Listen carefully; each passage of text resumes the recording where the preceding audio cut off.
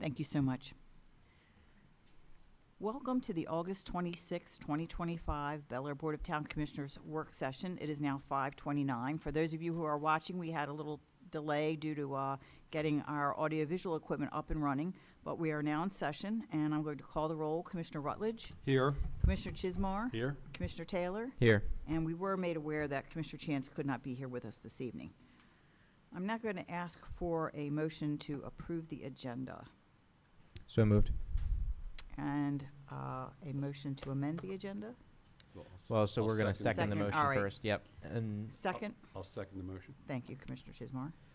I'm going to move to amend the agenda such that item 9C is moved to be after item 4, the town administrator's report, and that item 5A2 is struck from the agenda. And 5A2 will be the Verkada video camera surveillance, and I'm sure we'll see that at a later date. Thank you, Commissioner Taylor. Do I have a second? I'll second. Thank you. And I'm going to call the roll for the vote on the amendment, and that would be Commissioner Rutledge, Aye. Commissioner Chismar, Aye. Commissioner Taylor, Aye. and the chair votes aye as well. And now we're going to vote on the amended, the agenda as amended. Commissioner Rutledge, Aye. Commissioner Chismar, Aye. Commissioner Taylor, Aye. and the chair votes aye as well. All right, having done the approval of the agenda, next up is the town administrator's report. Thank you, Madam Chair. I have a number of items to review with the commissioners. As requested at the previous work session and through some emails and phone conversations, I will have a representative from Maryland American Water Company at our next work session on September the 9th. I have been in contact with their CEO. She will be here. Typically, we go about 10 minutes for sometimes presentations, but I've asked her to allot for 30 in case our discussion goes long. She would only ask, as would I, is that if you have specific topic material you want her to pay attention to, if you could get that to me, that way she'll be prepared with answers when she arrives that evening. So they're looking forward to the presentation. September is National Recovery Month. We have participated in the past by displaying a banner at Town Hall on behalf of the Harford County Office of Drug Control Policy in recognition of Recovery Month, so the banner will be hung.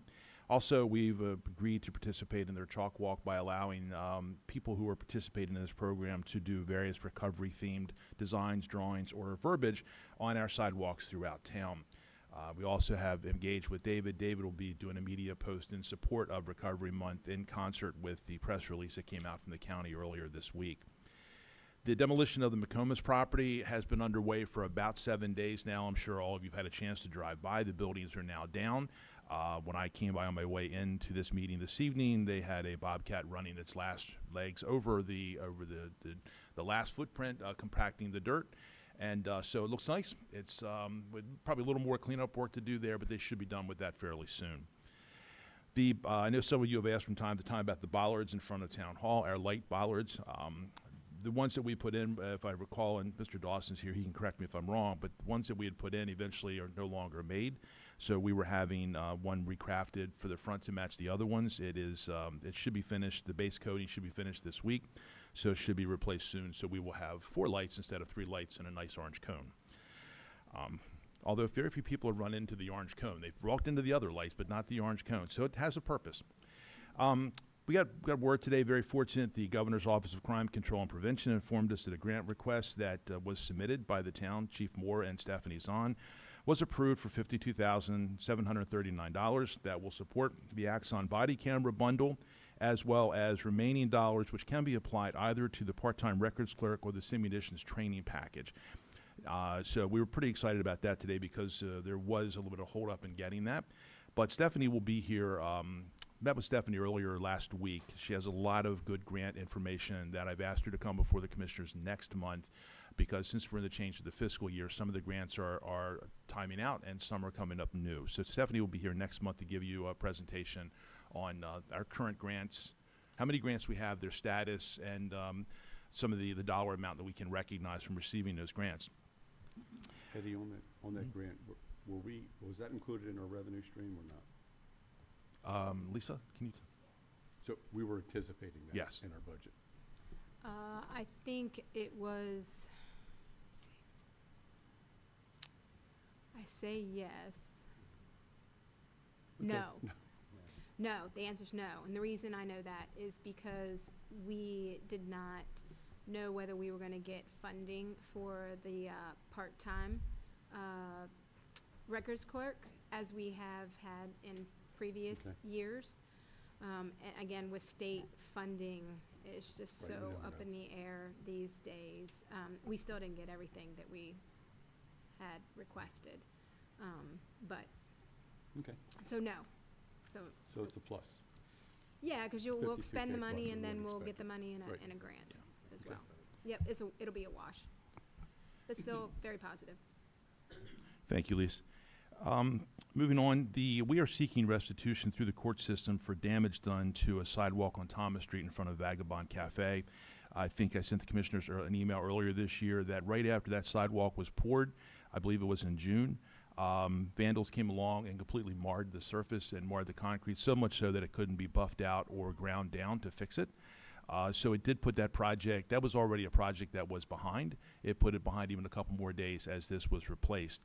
Juvenile arrests were made through officers with Bel Air Police, and we've made it known to the courts that we're requesting restitution for the damage amount of $2,000. The chief can correct me if I'm wrong. Historically, that doesn't always work in our favor. We don't always get the restitution we seek, but we're going to at least make the offer, and it was made very clear to the courts that we would like this $2,000 from the defendants in those cases. So more to come on that. We'll see. That was we submitted those requests to DGS, Juvenile Services, and we hope that the courts will look favorable to us for that. Several of you have talked independently about resurfacing Pennsylvania Avenue. We have been in contact with BGE. They will resurface Pennsylvania Avenue. That will take care of the gas line that they placed in, the roadways that they chopped up, and the intersections that were also where the gas lines cut through those intersections. Once the project's fully completed, we've been assured that they will repave the road. One of the things we want to wait for is for the patches that they put in the road to stabilize. If we do something too soon, the patches that are there, if they sink, then we have divots in the roadway and we'll have another problem on our hands. So, but they have assured us this work will be completed in time for the Christmas holidays and so forth.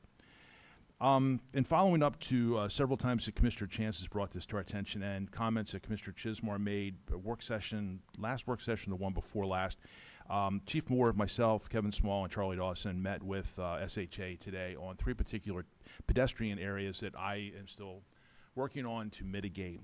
Main Street at the Armory, North Main Street at the Monpaw Crossing, and North Bond Street in front of 140 North Bond, which we commonly know as Newberry's. Our concern, while we have pedestrian concerns throughout, these 3 have been high profiled by not only the commissioners but staff as being areas of concern. I thought the meeting was good. We walked the intersections, but much like we're going to probably discuss with the Neighborhood Traffic Management Program, we're simply not meeting the metrics for changes that need to be made to make those intersections even more safely. I'm not saying that State Highways disagreed with this, but for everything we offered, they had a counter offer as to why it couldn't be done. One of the things clearly that they look at are metrics of motor vehicle crashes, pedestrian struck and injuries, motor vehicle crash fatalities, and pedestrian fatalities, all of which we do not have at these intersections.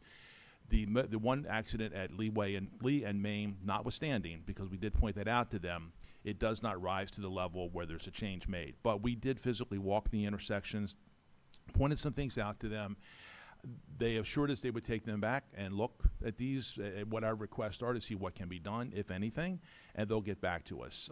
Chief Moore had offered them a lighting system that we were interested in called the Hawk system.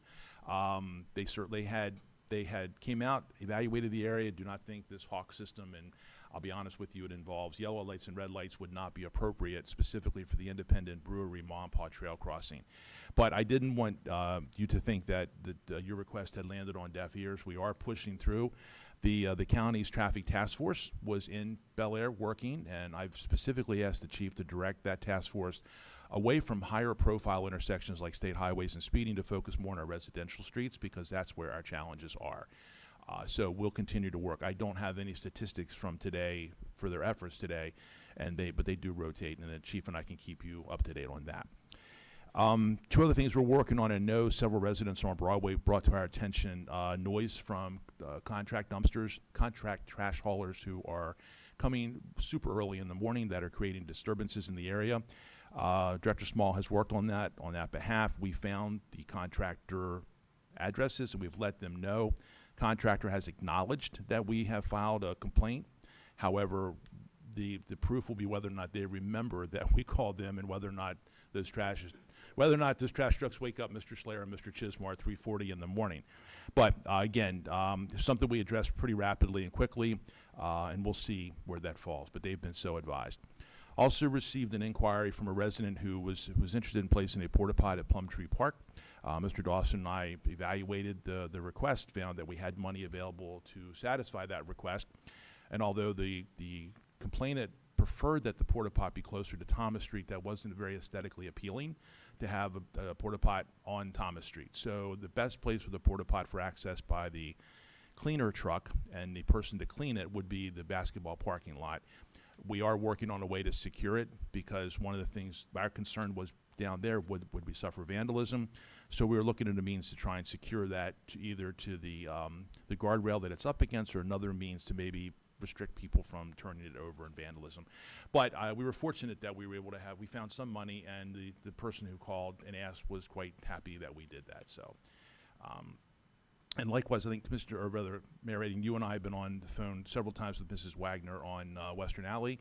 The paving project there, she's not wrong. We typically don't pave alleys frequently, but in this case, we did do an evaluation and found that the alley probably could use some work, and we're going to tie that into the FY27 George Street project. And Mrs. Wagner I spoke with her several times. She's fine with that. She appreciates that we looked into it. It just can't do it this year. We'll tie it into a future project. Excuse me. And last but not least, just to bring the commissioners up as of August 19th of the agenda priorities that you've asked us to keep track of. Obviously, we'll be discussing DRRAs this evening. Short-term rentals was taken care of earlier this summer. The adequate public facilities ordinance that we discussed at the May 27th work session, we're awaiting county direction before we take any further action there. The ADUs, the code changes related to the new state requirements, we discussed at the June 10th session. Also, that'll be for action later this fall. Our town authority to commit and allocate town resources based on the planning commissions and other needs. My staff and I, along with Commissioner Chismar, have a pre-meeting to discuss that and basically identify solutions, discussion topics, and so forth. That'll be later this week, and then that will be on the agenda for the September 9th work session as well. Parking, I have not put parking on the agenda yet, although I do plan a pre-meeting with myself and staff and town council to discuss some of the parking issues that you all have brought to our attention to start that discussion. Cannabis, we obviously discussed that at the June 10th work session with a new ordinance on June the 30th. There may be some outstanding issues with setbacks, which we can revisit in the spring of '26.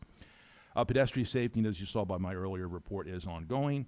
And staff and I have a meeting to discuss condominium trash. We have a meeting set for later in September to bring that back before you all for further discussion later this fall. So with that, happy to take any questions. That's my report, ma'am. I am thrilled to see that the McComas properties are, moving apace. I think that's a huge, huge improvement, and I look forward to hearing from Stephanie about grants. That's a really important part of our budget, and she's doing a great job at, bringing in a lot of money that we need for a police department and other, good works. The $2,000 in damage, juvenile services. Dave, do you know, when I was in the state's attorney's office in Baltimore County, we got those requests for reimbursement, and the state's attorney's office was the one. Now, these are juveniles, but I did handle juvenile cases. Is the state's attorney's office involved in these cases? Should the request go to them as well? We did send that to them as well. To them ma'am. as well? Yes. Okay, great. I'm sure if they can get restitution, I was always interested in getting restitution for the victims if it was possible. Yes, So, ma'am. Thank you. And Eddie, on the parking discussion, it was a broad topic, but one of the things I think it came up during the budget session was that we were pulling the funding of it. All of our parking is a separate fund, and there was something like, didn't we have to pull like a certain amount of money out of some fund? We didn't have an explanation. I can help you. Well, I mean, just include that in our discussion in parking. It is. We're Okay. my office is right now in the process of doing a pretty in-depth analysis with calling different municipalities to find out about their parking. Amy's working on that. There's a lot to put together, but yes, Right. that is a piece of that parking discussion that Right. Okay. is a lot more to it. Yeah, Mr. Cesare, if there's any, I have kind of a broad view of what I think you would like to hear, but anything that you want to specifically for us to drill down on, please feel free to send that to me so we can start putting together at least discussions and commentary and talking points for what we think you want answers to. I fully expect this to be a several session discussion. It's the more we drill down, the broader the topic becomes, and the more diverse the issues become, from setting parking meter rates to recrafting the MOU for the parking garage with the county. So it has become, again, the more we look at it, the broader it becomes and the more diverse it becomes. So whatever you want to send me. Sure, absolutely. Yeah. That question was specifically that it's supposed to pay for itself, and every year we have to dip into the reserves to cover its expenses, and you cannot do that forever because you will run out of money. Yeah, that's correct. And I have all those questions, the discussion that we spoke about, that were brought up during the budget. I have that list from the Great. board, and that's the list that we're working from right now. Okay, thanks. That was my burning question about parking, because the budget is so important, and we know we just can't in perpetuity keep filling that hole out of the reserves, so it's important. Anyone else have any questions for Eddie today? No?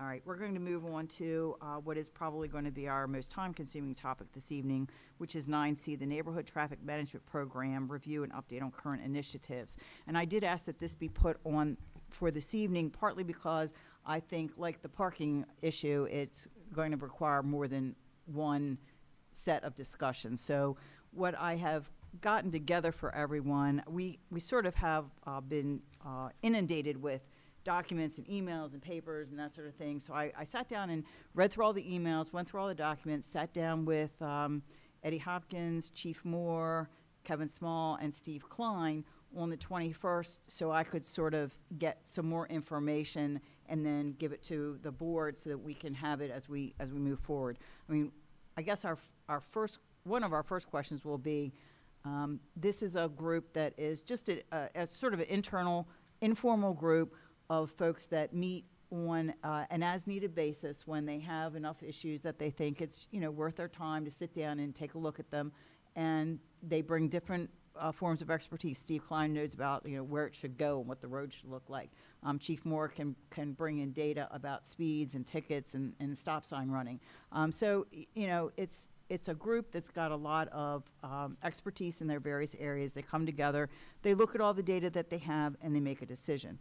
So our question is, do we want to make it a more formal group like we have for some of our other committees, to just make a recommendation to the board, or not? Do we want to go with them staying informal but having a liaison so that the board knows what's going on in the community as far as where our pain points are for our residents? So there's a couple of things that we can think about.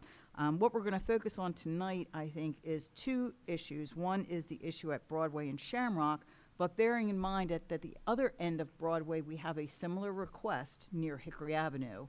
And we have a third request at Giles, where they have also been coming to the town for quite some time with asking for help in solving their speed and stop sign issue. So my guiding light is I want to treat everyone fairly, and part of that is if we're going to do something in one neighborhood, then we should be able to justify doing it in other similarly situated neighborhoods. That is how the whole Neighborhood Transportation Management Board sort of got started, and there's a booklet which is available on our website. I did ask Mike to print out just like the first 6 pages because those are the most relevant ones, but you can look at any pages that you'd like to, online. It's a very long booklet, but it's available for anyone that lives here and for any one of us on the board that wants to look at it. When I sat down with the chief on the 21st, the first thing I asked him to bring was, I know that immediately after our meeting, I saw police cars at Shamrock and Broadway. And I'd drive home at lunchtime and say, okay, there's somebody stopped here on the corner. So I wanted to know, were they making stops for speed? Were they making stops for drunk driving? Were they stops for the stop sign? And it looks to me, and I highlighted those because this report captured other addresses in town. It looks like they're all failure to stop at a stop sign. I didn't see any that were called out as a speeding violation there that they stopped anybody for. And that would be my personal anecdotal data. I've lived on Shamrock for over 30 years now. I walk that intersection many days of the week. I drive that intersection anytime I'm leaving my house. And what I routinely see is not people speeding, but I see people not stopping at the stop sign. I don't see people like completely blowing the stop sign. I'm not saying that may not, happen when I'm not there, but what I see is people like roll down to the stop sign, sort of almost stop maybe, and then roll through it. And they shouldn't be doing it. There's a stop sign there. But I kind of understand it because the entire intersection is easily visible from each of the stop signs, and it's a four-way. So they're sort of banking on nobody else doing the same thing at the same time. But because it's so visible, I get the temptation. So I was glad to see that the police were out there, taking a look at the intersection and trying to discourage people from doing that. But they did not find any speeding. The next page behind that is part of an email from Janine Bittner, who also lives in that intersection. She is not in favor of any speed hump being there. She would like to try some road signage, slow speed limit, or children at play to increase driver awareness. Somebody else that lives at the intersection who was also opposed said, it says radar enforced, but I've never seen the police there, doing radar. So, some people wanted something other than a speed hump. I will grant you that the signatures on the document for the petition are, I forget how many, but there's way more than I think the 3 folks that have contacted us being opposed. The page after that is the November 2023 traffic evaluation worksheet. There's a blank one in the front of the management program booklet, and behind that is the one from October. I don't think I have the one from July, but I don't think it makes that much of a difference because they all kind of said the same thing. In fact, the folks that lived in the neighborhood wanted it done in the fall because they felt that in July, when there isn't the school traffic, that the numbers would be not as impressive as the ones that would be in the fall. So I went through these 2 pages, and I did see that the one in November says, where it says non-local traffic, it says use greater than 10, whereas the one in October said use greater than 15. And I asked Mr. Small, and apparently the wrong sheet got picked, an older version got picked up. So, or as a typo, so it should have said greater than 15%. It kind of didn't matter because the number is the same. It's the same 5 points. So going back up to the beginning, the street designation on both streets says it's a collector. So it's designated, because it behaves like a collector road. Other roads will dump their traffic onto here, other cars will take this road, correct, Mr. Small? All right, so for that, there's no points assigned to that anyway, so whatever you call it is really kind of a red herring. The traffic volume in October was 5 points, but in November was counted as 15. So I'm going to ask Mr. Small to explain that because he did explain that to me at the meeting on the 21st.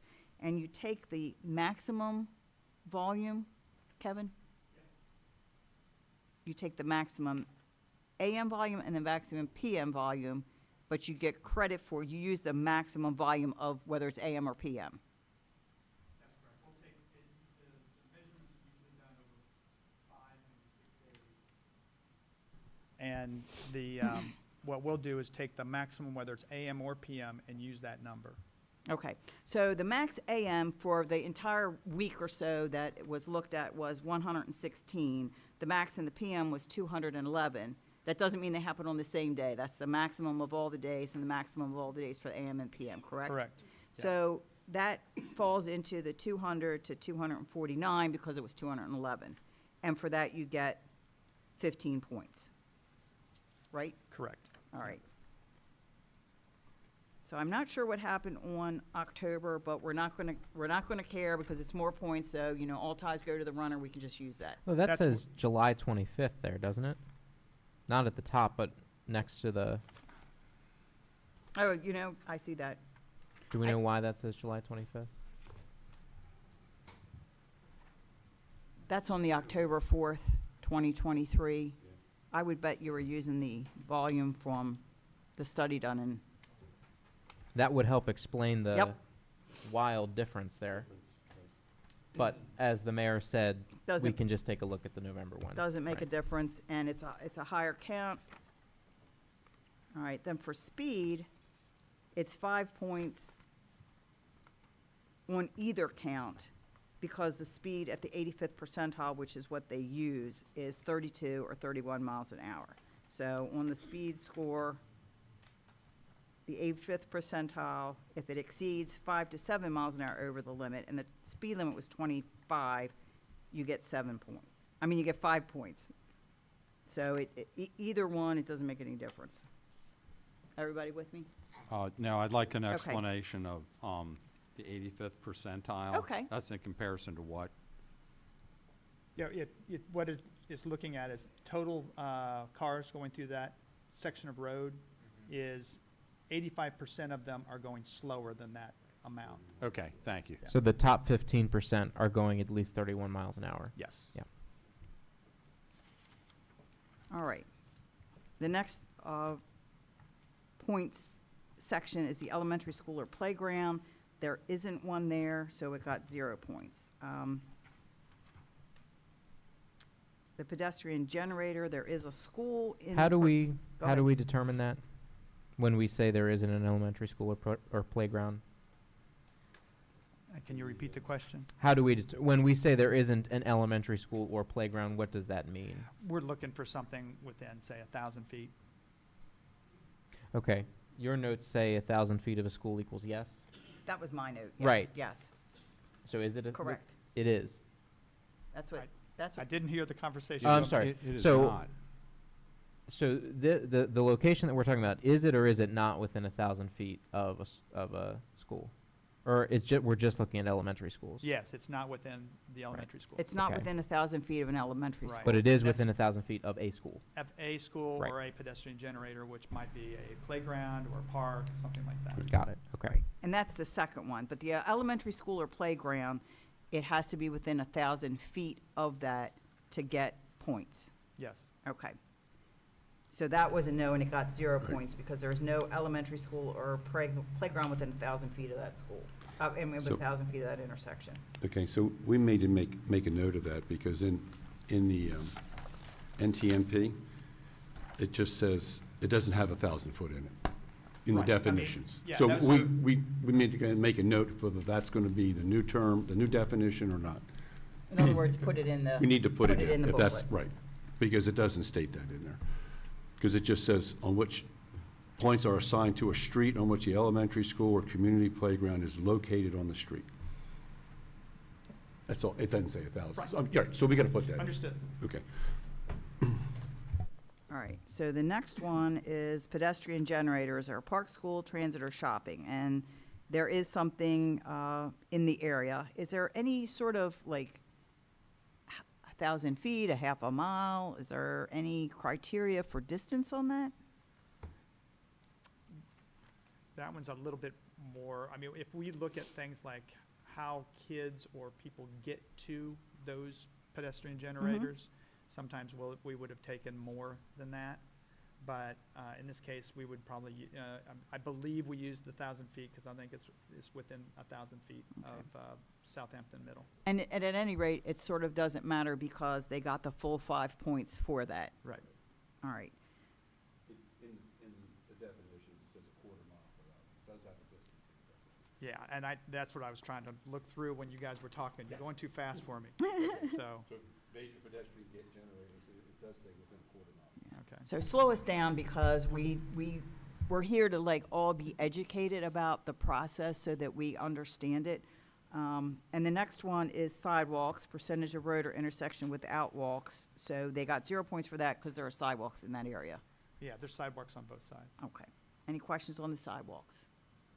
All right, now the more complicated one, the non-local traffic, which I did not understand very well until I sat down. Kevin, can you explain how that worked and how the calculations were done for the Broadway intersection? What we look at is if there are cars that have to go down that road in order to get to their house, we would count that as local traffic. There are approximately 200 homes that have to take Broadway as its position between Shamrock and Moores Mill Road to get out to one of those two roads. So that's the number we used. But then we also noted that, well, some people will go out to Moores Mill, some people will go to Shamrock and to the downtown area. So we split that in two. And then we said, okay, 100 homes will likely go in through the area that we're talking about a traffic calming device. That 100 homes generates typically 10 trips per day. So a single-family house will generate 10 trips per day as a rule of thumb. It sometimes goes up and down when you're looking at different generators such as townhouses or apartments, things like that. So that meant that you're looking at basically 100 times 10, so you're looking at 1,000 trips per day going down that section of road. And that's all local traffic. And then we took the numbers that we were getting from those 5 days and said, okay, let's divide that by 5. We took the total, divided it by 5, and we came up with an average number of trips per day. And that ended up to be 1,184. So you had approximately, and this is more of an art than a science, is 184 non-local trips in that area. So that is where we came up with the 18.9% of non-local traffic. Now, if we were to take that measurement in September, you might come up with something different, depending on what time of the week, what days are measured. Sometimes they go into weekends, which we typically try not to do, especially in this situation. But that's where we ended up. So that seems like a very heavily weighted portion for perhaps the least objective measurement. Okay, So I guess what I'm saying, I'm just throwing that out there. Like you said, this is when we're talking about 100 trips a day. We're talking about 1,000 trips a day. That is all very ballpark estimation in terms of what we're talking about. It's as far as what is supposed to be generated, yes, it is ballpark. Right. But we're assigning that a pretty heavy weight at 25 possible points out of 110. Right. If there's a desire to lighten that number, Mm-hmm. that's certainly up for discussion. It just seems, I'm looking at this, and the claim that's being made on this document is that 81% of the traffic there is local traffic. Yes. Right, okay. Now, I'm not a traffic engineer, I'm not an expert, but that number does seem high to me. And I'm thinking about the average home. I guess I could understand that, especially a household with kids that have multiple, you got to get them to soccer, and then you got to go to the grocery store. I get where we're getting that. You said it was... Well, if you have a single-family home, you're not just looking at husband and wife. You're looking at Sure. kids that can drive. So you're going to have some homes that are going to generate more trips Mhm. than that, some that will generate less. That's why when you're looking at trips for elderly housing, it's much less. Sure. Okay. Yeah, I understand where that's coming from. It just seems like a very high number. Yeah, when looking through that, I get there's 200 dwellings, and they can go two different directions, cut that in half, so you have 100. Right. That sounds like a reasonable approximation. The 10 per day is that's the kicker. Right. Because that was only a factor of 2, cutting that in half, but the 10 per day is a factor of 10. Okay, so that can have more weight, and where that derives from that's One a of big the assumption. things that we can do, we don't have the capability in-house, is to do an origin and destination study. And what that does is it uses cameras. Where does somebody enter the neighborhood? Where do they exit the neighborhood? Right. And when did they do it? We're actually, that's part of the study that we'll be doing with Howard Park. Because one of the things that you're looking at here is cut-through traffic. Howard Park has a huge amount of cut-through traffic. This neighborhood might also have a huge amount of cut-through Cut-through traffic. traffic. Well, you're up to 20% almost of cut-through. That's not a low number. No, So okay. that's, but if we were to contract with our traffic consultant, they could put cameras out at the different entry points and exit points and make a determination over a period of time. How many cars are entering, how many are exiting, when are they doing it, and whether or not, because some will go in there at 5 o'clock and never exit back out on that day because they're going home. Some will go out and never come back. So it's, those are kind of the numbers that, we could find, but we're using very broad measures to measure the traffic. And if you just had a little bit more, give me a little bit more background on the number 10, I'd be happy. It's- Where'd that came from? Certain studies, what? It's basically traffic. a I mean, not now, accepted, you don't have to do it now, but. it's an accepted number that ITE uses. I Is it? can Okay. go through and talk to our traffic consultant and have them give, that can be part of what we look at for traffic. I know one of the things that's been happening is that the Mhm. number may even be higher because COVID may have created that need to go out and go through your drive-through, or you have out deliveries, things like Right. Amazon, DoorDash, FedEx all that and, kind yeah. of stuff. So but we can look at that and see what Yeah, that I'll they just- provide. Right, just to And see if we can get an ITE's update on the Elnet one number, that's all. Right. Some rationale behind it. I just wanted you to tell us what ITE stands for. International Traffic Engineers Manual. There you go. So it's not a contractor that we use, it's one of those manuals like the MUTCD, the Manual Uniform Yeah. Traffic Control Devices, that is the recognized expert in how you do Right. roads and speeds. and Our things. consultant is called Trans Systems. We rely upon these kind of industry standard things when we look at how many kids are predicted to attend an elementary school when an apartment building is built.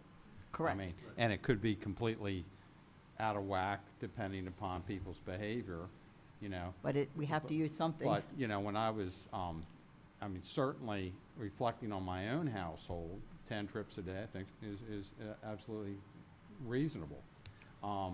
And that's just me and my son, or when my daughter was living with me. So then that doesn't even count the number of Amazon deliveries, because, Wellington Court, we're full of Amazon delivery trucks all the time, and so, it's, and then food delivery. Right. So, between all those, if that's counted as what is generated by the local demand versus the cut-through traffic, I think that's rational. We haven't gone in and re-examined those since COVID, and so there may have been changes. A lot of these numbers are generated by studies all over the nation. Yeah, we had stuff that was being accepted and used by traffic engineers to evaluate the mall traffic, and it was all from Florida. We have to use the numbers that we got, or we're being offered. And when we say trip, are we talking round trip, or are we saying One trip. one trip? A So- round trip would be 2 trips, Okay. there and back. Got it. All right. Well, that makes a lot more sense to me. So we're talking about, 5 round trips? Yes. Okay. And before we move on to the next one, I've heard that cut-through traffic phrase again. It's like, I understand why neighborhoods don't like the volume that comes through that isn't their neighbors and their delivery drivers and that sort of thing, but these are all public roads paid for by public dollars, and they're available for anyone to drive on. And one of the problems with attacking cut-through traffic in one area or street or neighborhood is you pushed it to another neighborhoods. So the parallel street often has problems, and then you're putting in all the, you know, it's like you're chasing your own tail. I live on Shamrock. I'm not going to say very busy because I grew up in Baltimore City. So like Baltimore City, very busy is a whole different thing than Harford County, town of Bel Air. And that's why I moved here. But I have a lot of traffic go down my street, particularly in the morning and the evening drive times when everybody's going to work, coming home from work, taking their kids to school and soccer and everything else. Amazon is a regular, you know, there's Uber Eats and DoorDash and everything else. So there's a lot of cars on my street. And I just think I have to, that's what you have to put up with. It's part of living in a neighborhood that's, you know, got a pretty wide street. I mean, Shamrock is probably the main collector, I'd say, through Major's Choice, has about 500 homes. And we do have a fair amount of cut-through traffic, and I say that without any antagonism to my friends who cut through Major's Choice, but from the other side of Moores Mill Road, the Southampton development, the Tudor Manor, those things, use Shamrock as a way to get, you know, across into town. And it's, I mean, somebody told me you're going to not like living on that road because it's a busy road. You need to live on a court. And I'm like, it doesn't bother me. It doesn't. But I knew that when I bought the house, that it was a road that carried, you know, a fair amount of traffic. And I think that's fair. I'm okay with it. So Yeah, there are several roads in town that are classified on our roadway classification map as a local road, but they don't behave that way. Shamrock is one of them. So is Broadway, so is Linwood. Those roads are basically collectors, but they have driveways on them. There are people who pull in and out along those roads, and those are difficult to control the speed and volume because that's where people want to go. That's how they get to and from the downtown or from the county, wherever they happen to be going. The old style of design back in the 50, 60 years ago was gridded systems where you'd have a town grid that distributed traffic supposedly evenly. But now, and then in the 70s and 80s, it all became collectors down to local, down to cul-de-sacs, you know, and that's somewhat changing now. So it's, we have somewhat of a mix, and it's an unfortunate mix. all right. Anything else on the non-local traffic issue? And then we have the site distance or intersection visibility, and both of these score sheets have 0 points for that. Any questions on that one? All right. Accident history. Now, the one from October said none, and the one from November said that there was one. And I did ask the chief if he could locate that report. I don't know, Dave, if you happen to have that. I don't have it, ma'am, but I can check for you. You said Okay. November? It was the November 2023 Neighborhood Traffic Management Program Evaluation Worksheet that noted that there had been one accident in the prior 3 years. And I believe the chief said it was a property damage only accident, but he didn't really have any details on it. So it's a little unfair to ask you to have it, but if we could look that up, I'd appreciate it. Yeah, we'll look it up. I can check in CAD. It would just be if it's property damage. I think it was property damage only, so which generally means it's sort of a minor accident. report. Okay. All right, if Madam we could just find out whatever details we might have about that. Madam Chair, he Yes, referred sir. to it as a Code 89, which means the parties exchange information, which would be Okay. a property damage accident. Gotcha. That's So what a the chief fender referred bender to. of some kind where they Where they don't take just a exchange report, information. nobody got hurt, and you just exchange information. All right. I don't think there's any need to look that up any further then, because I think that's all we're gonna find in the CAD notes, unless somebody else would like the police department to look for it. All right, so that is pretty much the total on this sheet, which is a total of 32 points. So on the list, you need to score, at least 50 points in order to justify a level 2 intervention. And the speed hump is a level 2 intervention, correct, Kevin? Correct. Correct, okay. There is on page 6 of the, do we have page 6? Yes, we do. All right. Page 6. I'm not sure that is it.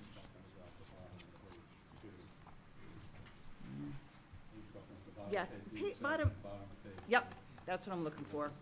Yep, bottom of page 2, is there are only 2 exceptions where installation of level 2 measures will be installed when the road does not meet the points criteria. And those are a road adjacent to an elementary school access where the majority of the students walk to school, and it does not meet that. Roads that meet all of the following criteria: a minimum peak hour volume of 125, non-local traffic is calculated at more than 50% vehicles per hour, and the minimum length of road is 150 feet. Now, I think it's 150 feet, Yes, that meets But- that. but the other criteria, it's not adjacent to an elementary school, and it's not a minimum peak hour volume of 125. Non-local traffic wasn't calculated more than 50% of the vehicles per hour. Yeah, Okay. let's break that Okay. down. Yeah, let's break that down. Break Kevin- that down. Let's go with the minimum peak hour volume. What was that, Kevin, on this? Oh, wait a minute, I gotta go back. Hold on. That's the max. Yeah, let's just get the number, Jake, from Kevin. Here, let's look at it. It's because you're looking at minimum, not maximum. So the minimum is, and I gotta go back to the actual report.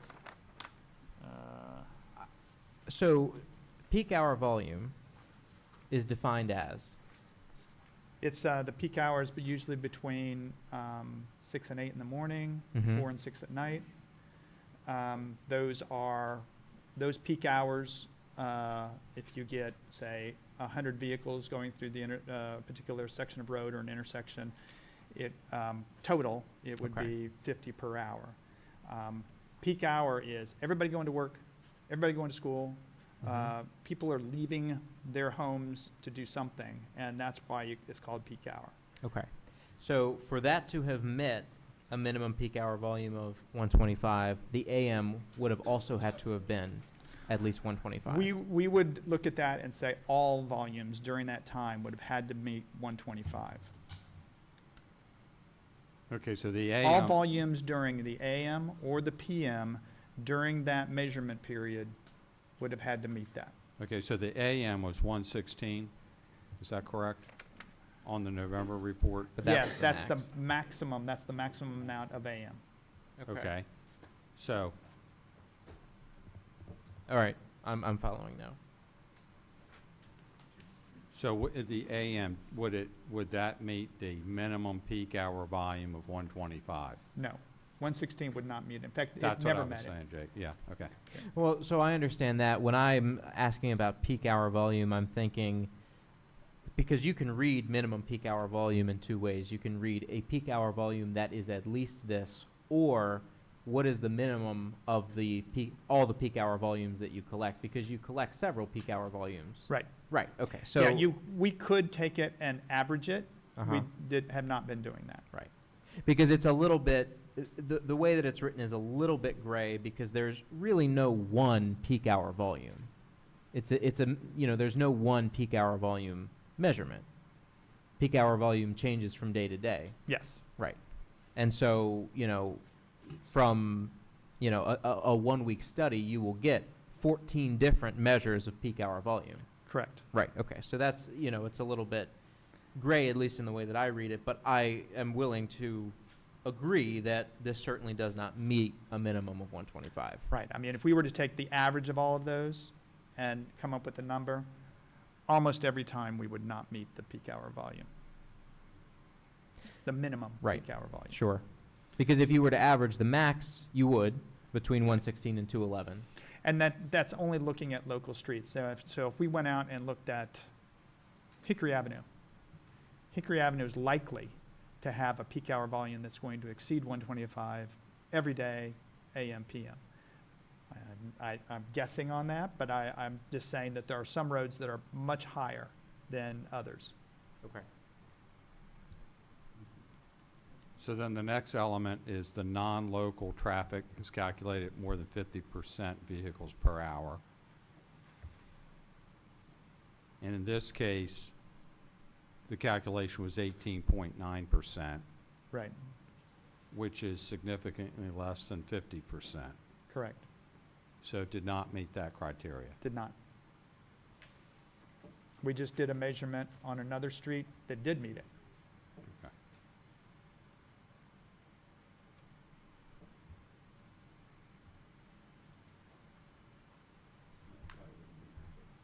What we calculate is the non-local traffic is over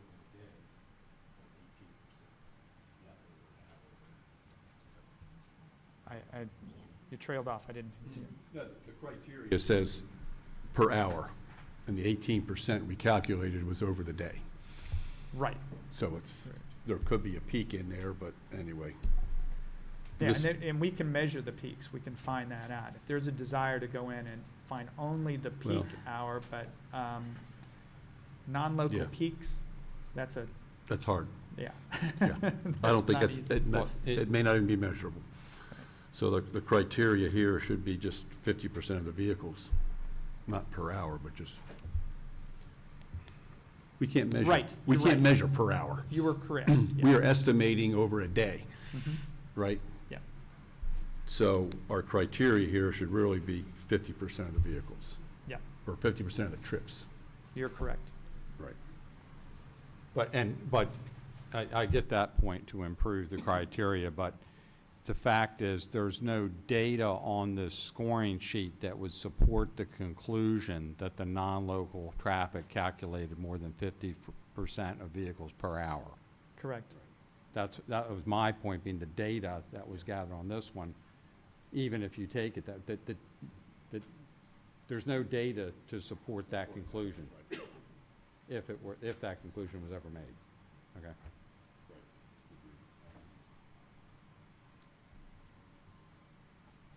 So, they didn't meet the 50 points for the level 2. And by my reading of the exemptions, it doesn't meet either one of those, because the roads that meet all of the fine criteria, it's just not going to meet those 3 criteria. So it hasn't met those either, if you follow me. I do. Okay. The scoring didn't meet, and then the exceptions to the Don't apply, scoring right, don't apply, don't apply. All right, based on the objective evidence that was gathered and reported at the time. Correct. So Okay. then our next question is, what happened? And I did talk to Eddie about this, and Eddie, correct me if I'm wrong, but what happened was you just decided to, because of the neighborhood desire to put in a speed hump, to say, we're going to put in a speed hump. Yes, ma'am, that's correct. We knew early on the numbers didn't meet it, but we also knew, in fairness to Mrs. Lowry, Mrs. Sennett, that they went door to door. They got the 2/3 signatures, which we've been operating under for as long as the NTMP has been in existence, and it matches somewhat of the county. So you're correct, yes, ma'am. Our belief was a number of residents wanted it, so we should go ahead and install it. And the reason you told them to go ahead and get the 2/3 was you just decided that even though the numbers didn't work, that you were going to approve it if they got the 2/3. And Kevin, correct me if I'm wrong, but the two sort of paralleled. While we were looking at this, we suggested this is what they would like to do. They should get the 2/3 signature. This, as you and I discussed, this is sort of a one-off. Of all the cases that we've handled, in at least my knowledge of NTMP, this is probably the one that has been the most controversial. Most of our incidents are usually pavement graphics, change of lighting, speed enforcement messaging, et cetera. But again, it simply made sense. Mrs. Lowry, Mrs. Sennett found 2/3 of their neighbors who wanted the speed hump, and we decided to move forward at that time. I have two follow-up questions to that. The first is, how do we arrive on 2/3 as the necessary threshold? And the second question is, the agenda, which we also have in this packet, says that measurement conducted and NTMP form completed warranting level 2 improvements. Is that just sort of a misnomer for, it was actually more of a sort of democratic sentiment as opposed to measurement conducted and form completed showing the warrant of those things? So answering your first question first, the 2/3 follows a similar pattern than what the county does. So we were off a little bit. I think, Kevin, what's the county, 75%? Yes. So the county was 75, we opted to go for 2/3, which has been past history. I believe the sentiment in the minutes or the memorandum that we put was simply to acquiesce to what the residents responded. It's probably a misstatement on our part. We probably should have stuck more to the facts and said that it wasn't warranted. But our belief was that if the residents wanted it, we would try and help them out and install it.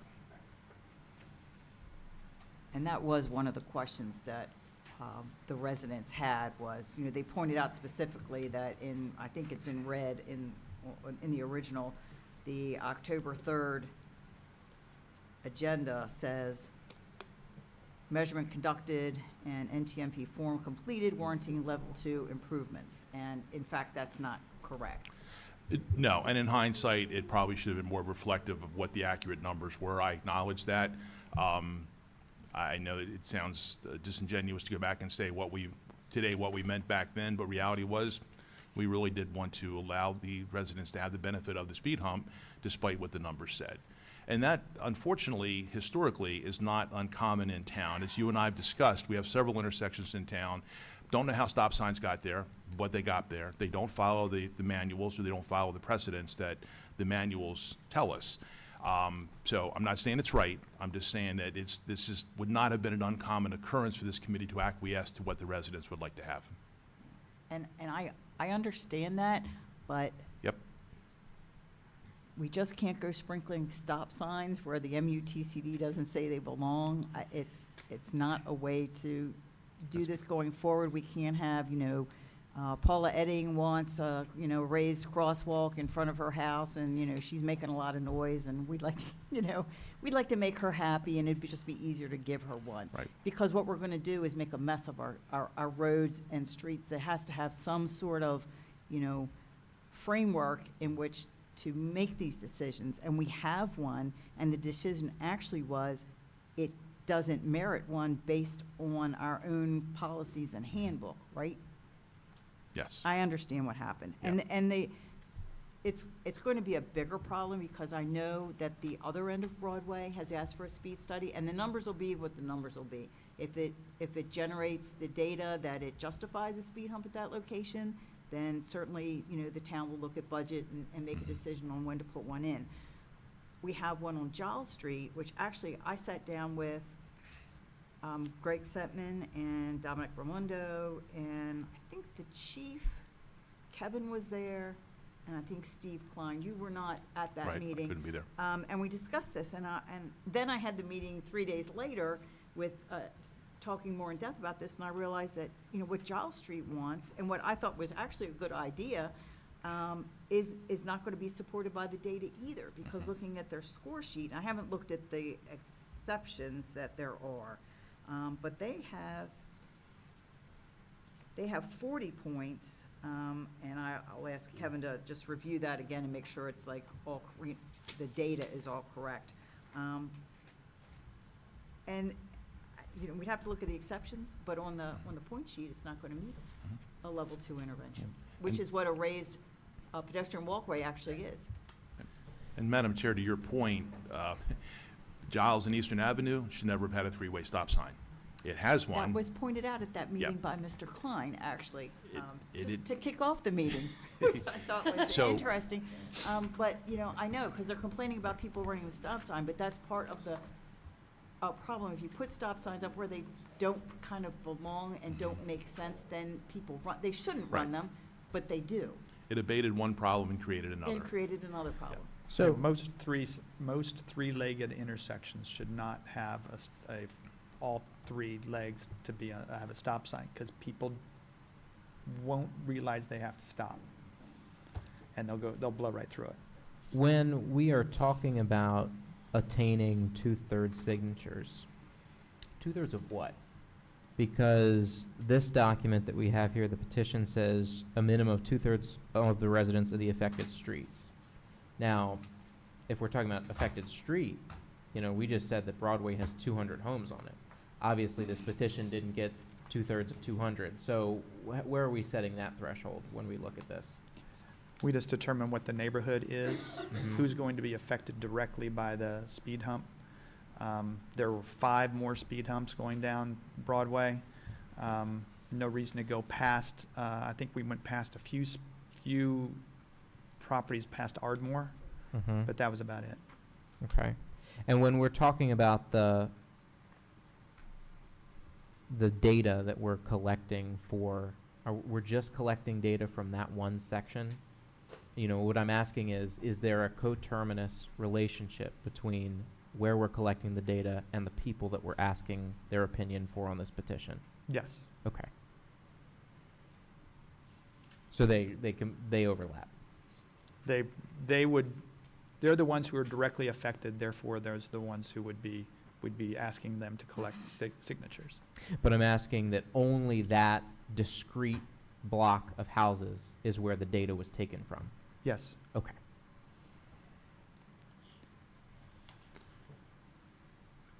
Just to follow up on the relevancy of the application of the two-thirds community approval, the way the point system, assignment system, the language on paragraph 2,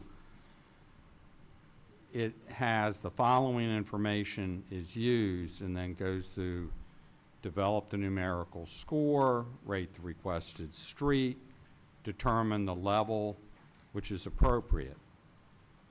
Then it says the resulting score, available funding, which clearly brings in the town of commissioners at that point, and other factors are used to determine which roadways will proceed. So it's got this, and other factors is vague and undefined, but be that as it may, then it states if warranted, the community will be required to obtain a minimum of two-thirds community approval. So there's a determination required here is if that calming device is warranted. So under the criteria, it was not warranted. Other factors just seems so vague. You know, you could drive a tractor trailer truck through it, or as they used to say in the tax code, you could drive a Mercedes-Benz through that exception. But, and it says if warranted, then do the, you know, see what, you know, whether two-thirds of the community would approve it. And if you stopped right there, then I get where you're saying, you know, Mr. Hopkins, about how then that seemed like, you know, a sensible thing to do, except for the next paragraph. If the next paragraph wasn't there, it might be a different story. But the next paragraph says, there are only 2 exceptions where installation of a level 2 measure will be installed when the road does not meet the aforementioned criteria. That, to me, is the crucial sentence from construing the policy. Because it talked about these other factors, and you could have this community, you know, polling done, but then it follows right up where there are only 2 exceptions. There's no way to erase those words. There's no way to ignore those words in the policy. And so under common construction of common sense, when you say there are only 2 exceptions, not for anything, but for a level 2 measure. So there's only 2 exceptions where there's going to be a level 2 measure. So we got a level 2 measure on the table here, and there's only 2 exceptions where it failed the criteria. So it failed the criteria, that's indisputable. What it did is there may have been other factors for a recommendation, and there may, you know, there was this polling of the community, but my problem is, it says there are only 2 exceptions where the installation of level 2 measures will be installed when the road does not meet the aforementioned criteria. And the aforementioned criteria, if it fails on one, it fails. It's got to satisfy all the criteria. And clearly it didn't satisfy the numeric criteria, it might have satisfied some other criteria, but it's got, if it fails on any of that criteria, it has failed on the aforementioned criteria. So this has failed on the aforementioned criteria, and there's only 2 exceptions to do the level 2 measure, and it's been established, none of those exceptions were established. So that's my problem with it. I appreciate the history and I appreciate the human element that the decision makers, were on the committee were making at the time. And I don't mean to Monday night quarterback the thing and be personally critical of it. I'm being analytical of looking at the policy and seeing, where we ended up and then, where we are on the policy. And so that loops back to that the policy carved out a real specific lay down where the rubber meets the road thing on carving out the level 2 measure as requiring, if it doesn't meet the criteria, you got to have one of these exceptions. There was a policy decision made in this manual about what happens with the level 2, measure. So that's something I don't think can just be overlooked as much as, I'm sympathetic to the fact that, there was this exchange with the community, with the people in the community. There was communication back and forth by the neighborhood traffic management, committee. And I get that. But clearly, as Mr. Krantz, I was just wondering, did you ever find a resolution or anything by the town of commissioners that adopt either let's break it down this way, establish this committee? No, sir. Okay, so the Board of Town Commissioners never established this committee and did not adopt this point system policy. Is that correct? That's correct. It's my belief that staff adopted this as a way to have a fair and equitable guideline Right. to, to review complaints and concerns from the citizens. Okay, but is there any resolution stating that the Board of Town Commissioners authorized them to create this particular policy? No. Okay.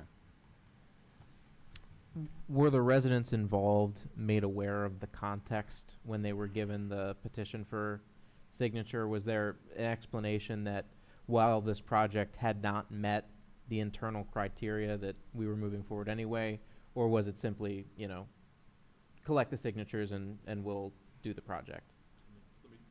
Sorry, let me defer to Kevin. Kevin? I can't recall Okay. what was said regarding that. The reason I ask that is because the community sentiment certainly seems to me to be one of believing with firm conviction that the data bore this out. Yes, and to that point, to your point, Mr. Taylor, we did in my two letters my letter that I wrote to Mrs. Lowry and Mrs. Sennett, we did confirm that we were going to put one in. So my correspondence, I had not talked to Mrs. Lowry, Mrs. Sennett, or any of the folks on Broadway for that matter. All mine was email correspondence. I did acknowledge in my letter that we would in fact put the speed traffic calming devices in, Right. which I did. So that was so their belief from me, regardless of whether that they knew that they met the point qualifications or not, their belief from me, honestly, was that they were going to get the speed hump. Well, I certainly know that, Yeah. and that's very clear. My question was really about whether or not they were given the full context of, where this was in the process. And, in some instances that's not necessary because it does meet the process and you don't need to walk everybody through all the internal points, score sheets and everything, and I understand that. But in this instance, I think it would have been beneficial to share with the affected citizens the outcome of the inquiry in a more detailed manner. Because again, I certainly can feel nothing but a great deal of sympathy for residents who were promised this particular level of improvement and had every reason to believe that it was warranted. And, you can use the word, I won't use the word necessary, I will use the word warranted because that's the word that all of the documentation uses. But they had every reason to believe that it was warranted. And certainly they had every reason to believe, as no one objects to, that they would get it if they got the signatures. There was no reason to believe that there would be any other outcome to that. And so I know I said it last month when we talked about this, but again, I feel it incumbent upon me as a representative of the town just to apologize to these folks who were given, what ultimately turned out to be an inaccurate picture of the circumstances. And I think that that's something that, as part of the broader conversation that we're having here, we've got to improve on that to make sure that that doesn't occur again. I'm going to join Jake in that apology. It has been just one mistake after the other, miscommunications. I know Ms. Lowry told me that they did not even know there was a scoring sheet. It's like she heard of it was when we spoke about it at our meeting when we first discussed this.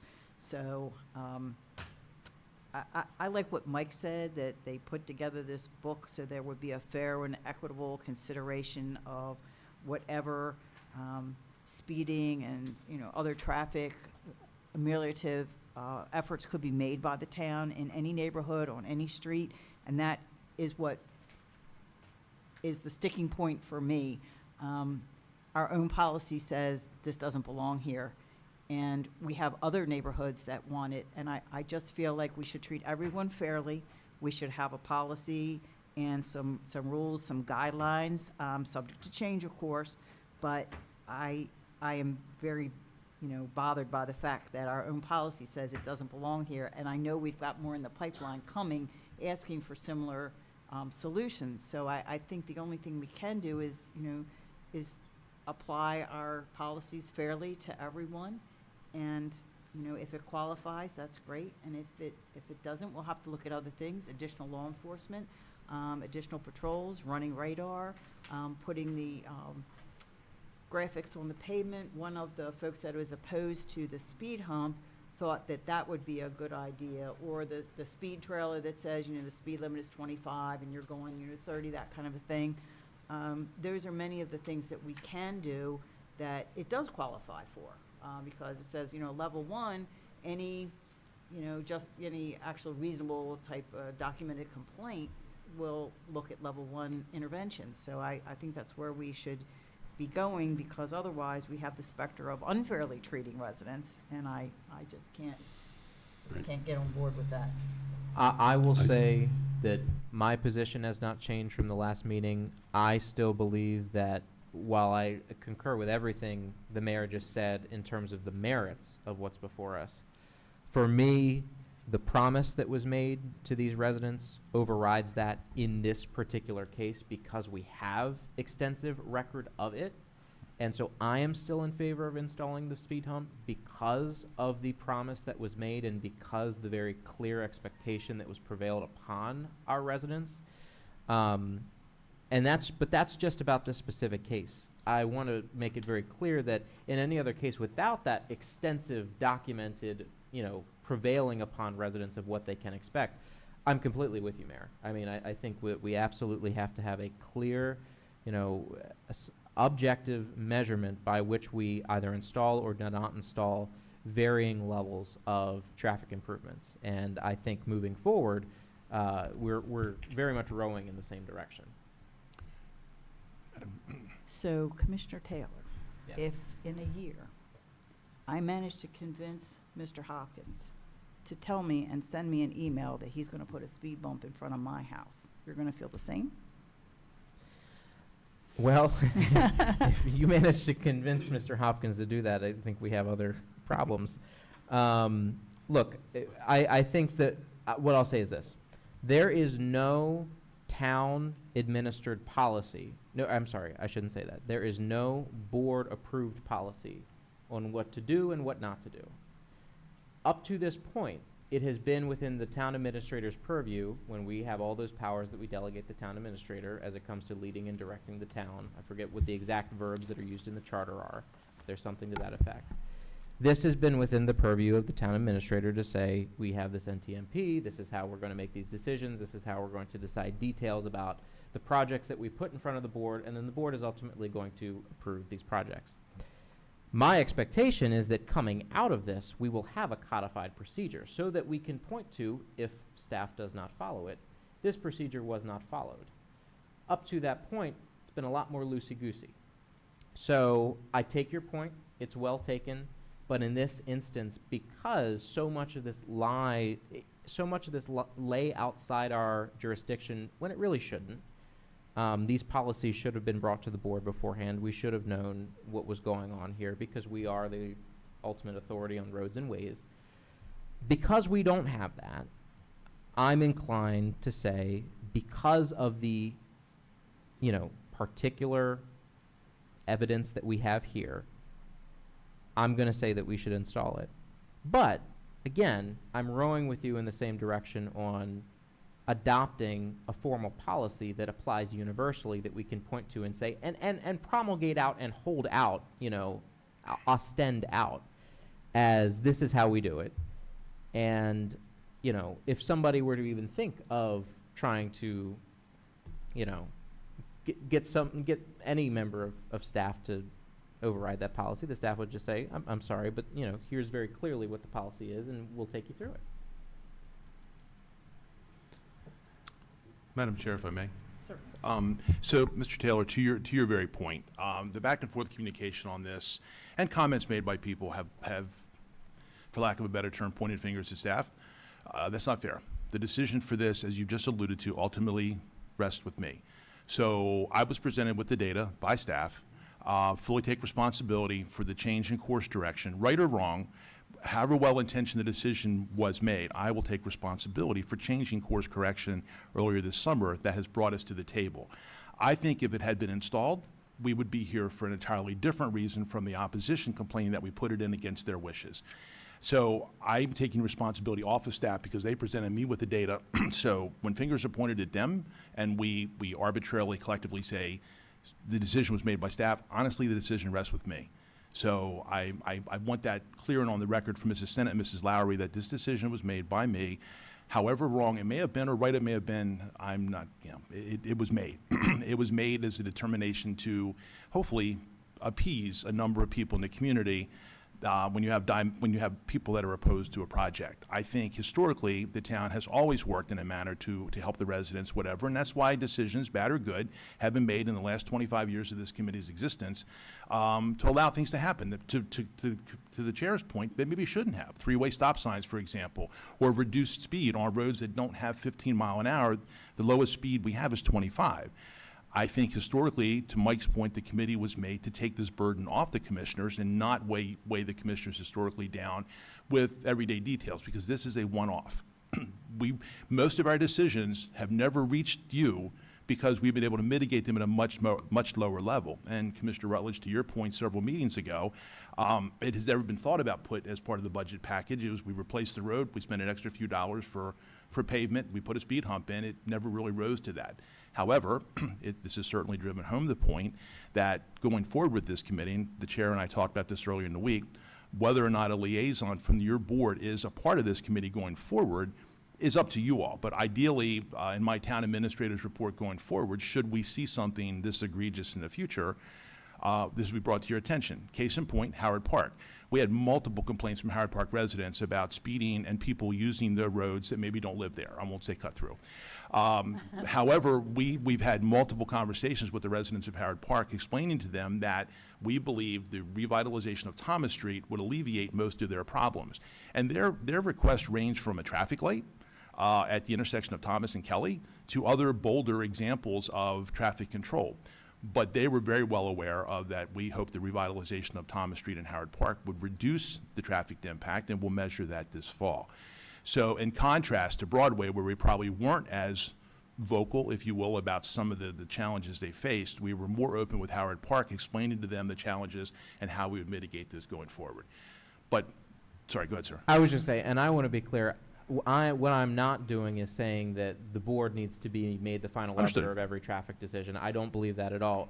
What I am saying is that the board should have decision-making authority over the criteria through which you use. Absolutely. And I think the outcome of our meeting the other day with the chair and reviewing, I mean, the committee is not opposed to that. We welcome if a commissioner wants to be a liaison to keep everyone better informed.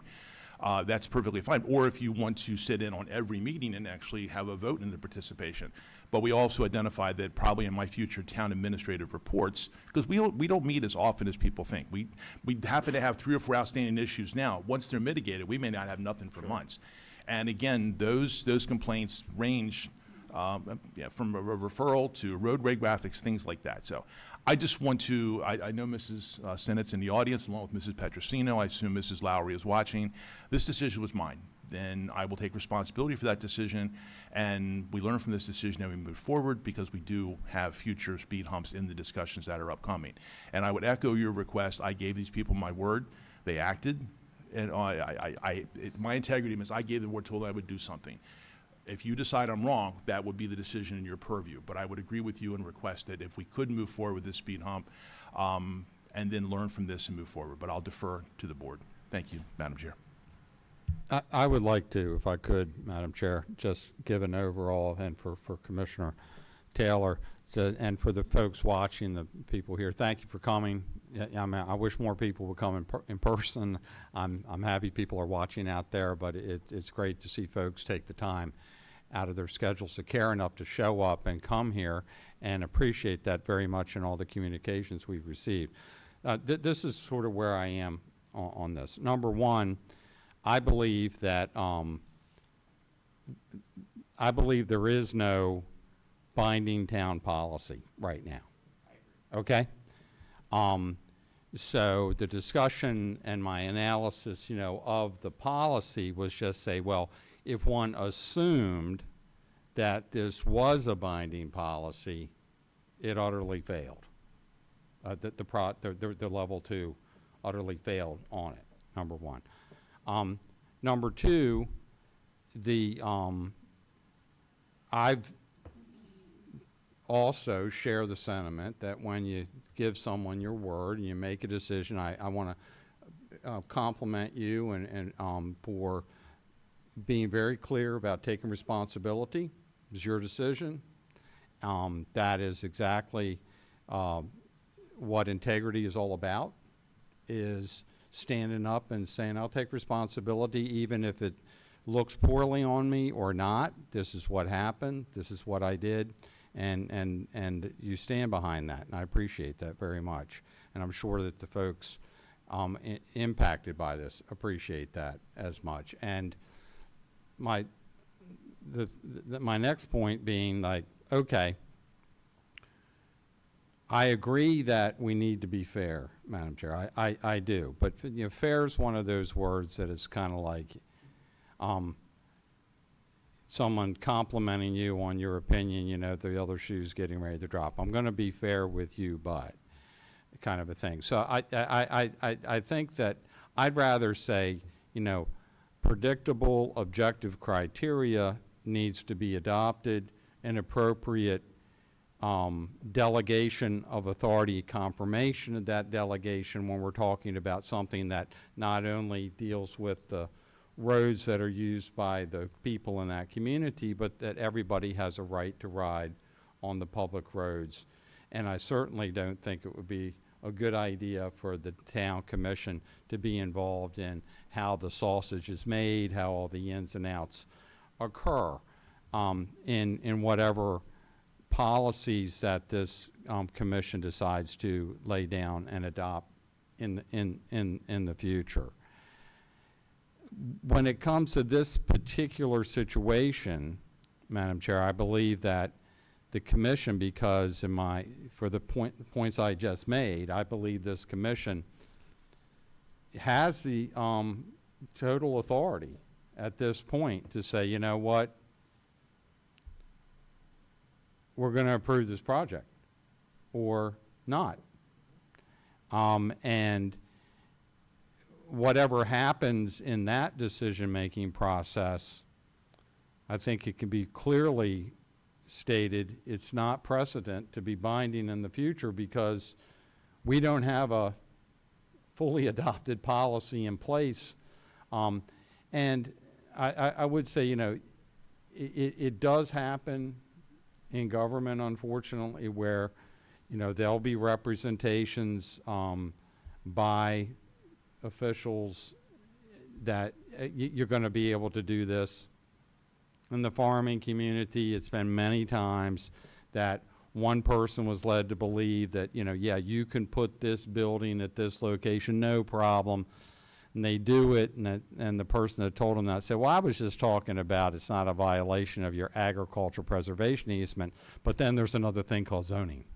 Yeah. Okay? So, it's not, unfortunately, it's the nature of the imperfect beast of government that this type of thing can happen.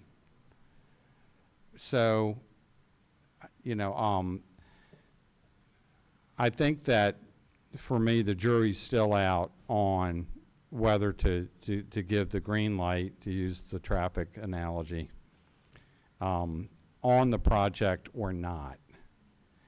Because I do take into serious consideration what Commissioner Taylor has said about the promises made. I'm certainly moved by Mr. Hopkins' willingness to step up and take full responsibility for it, that he was acting in good faith, and the somewhat ambiguous terminology even used in the committee booklet. So I'm not a strong yes or a strong no tonight on this. And the purpose of tonight was really to flesh out some of the details that were here and give everybody an opportunity to ask any questions that they had, and then to maybe think about it some. So, and of course, we don't have Commissioner Chance here, who I'm sure will. Yeah, I think that's very important to have her.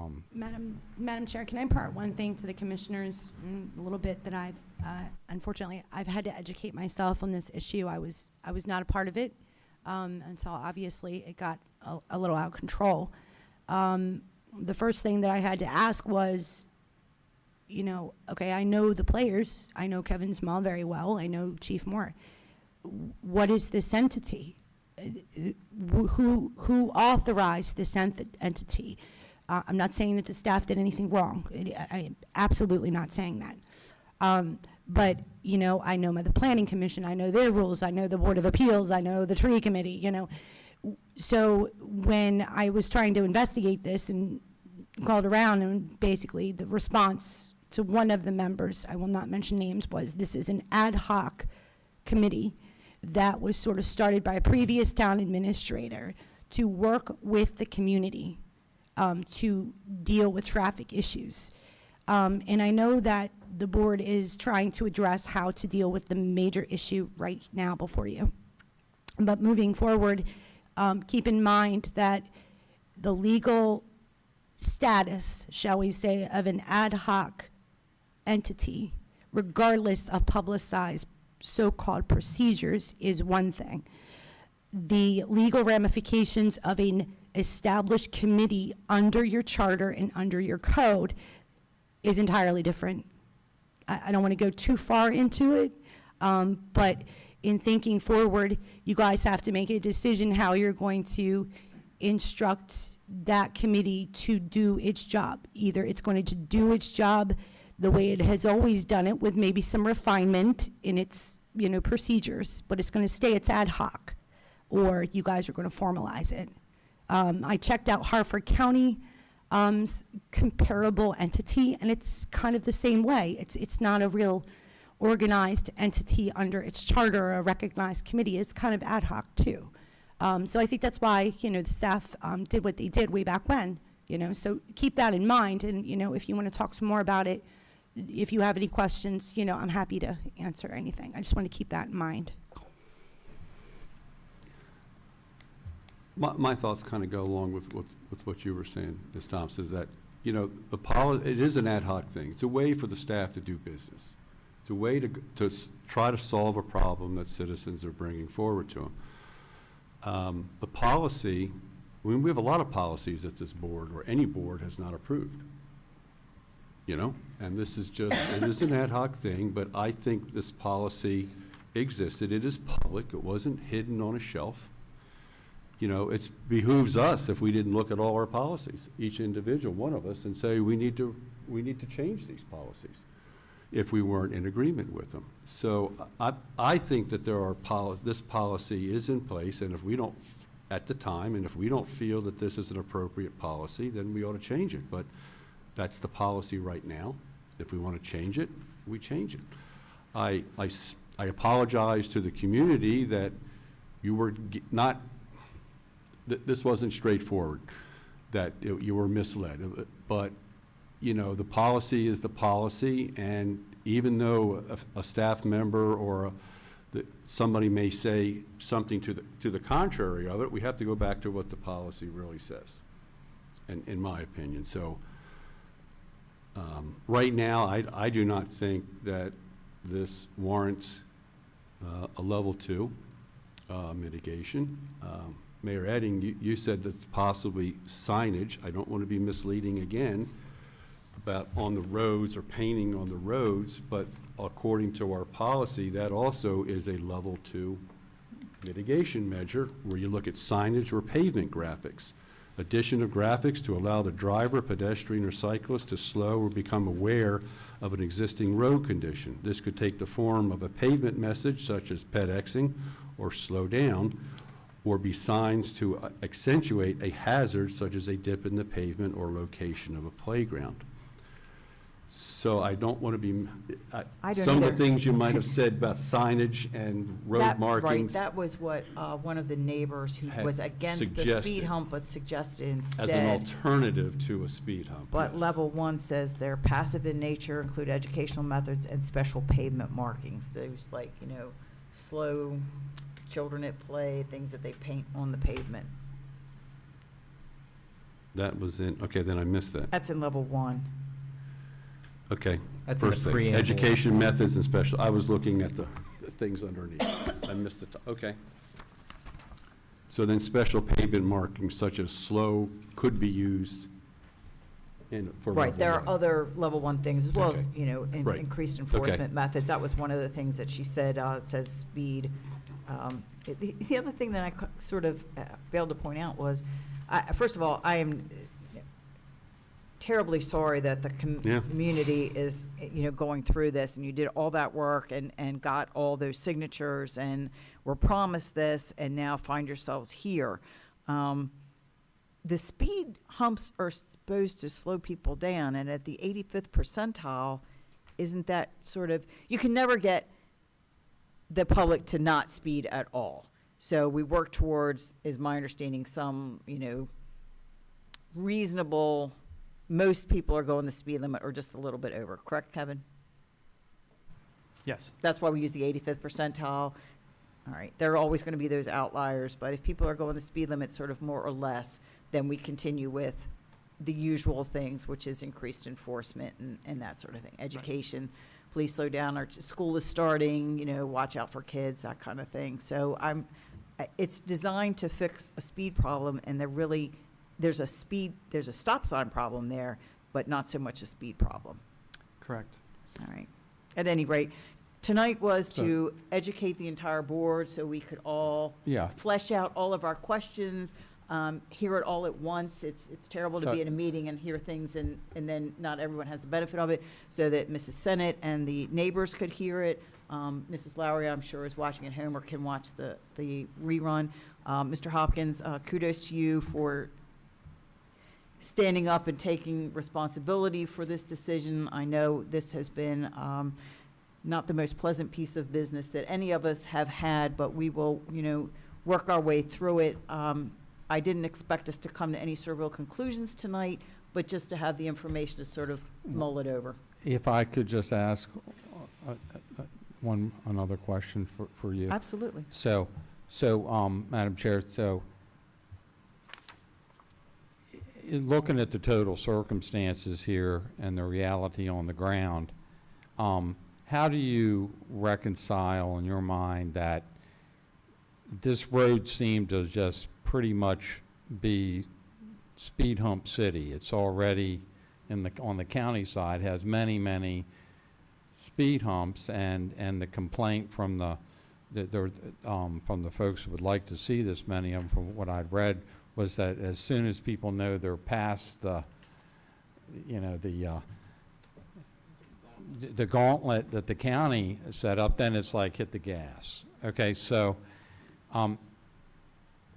when I'm wrestling with this myself is, you know, this road's kind of like the destiny was set. How do you deal? I know it doesn't meet the criteria. I get all that. I totally, you know, it's a fail. And that even though Commissioner Chismar and I have a completely different perspective as to what constitutes, you know, promulgated and authorized town policies from a legal standpoint, and but because I don't think we have one. Steve thinks we clearly do, and we can disagree on that.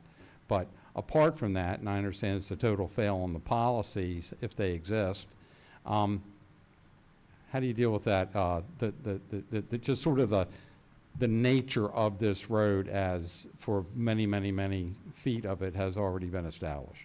Because the objective data doesn't show that there's a speed problem at that intersection. That's why. When you go over the hill, it's like a straightaway down to Moores Mill Road, and the county put those in probably, I did ask the county, it's lost to the sands of time exactly why they were put in or exactly when they were put in, but I think they were put in around when Southampton Middle School was put in there. But you crest a hill, and then you're headed up to the stop sign. And I do not see people speeding. And the objective data that we have from the police department does not show a speed problem because the 85th percentile is only at 32 miles per hour. Yeah. And from the other side, it's like flat and you're coming up to a stop sign.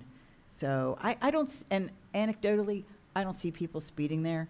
I do see people not speed and blow through that stop sign, but I do see them slow down and sort of coast slowly through it because you can see the other, it's a four-way. If you live there, you know that, or you travel that intersection off, you know that, and you can see all the other roads. It's a wide open intersection. So they see there's nobody else there at the other, and they just roll through. Yeah, They shouldn't do it, but they do. But I don't see speeding. Yeah, clearly the speed hump calming device is not going to do anything about, Right. Everybody looks at the stop sign and sees a yield.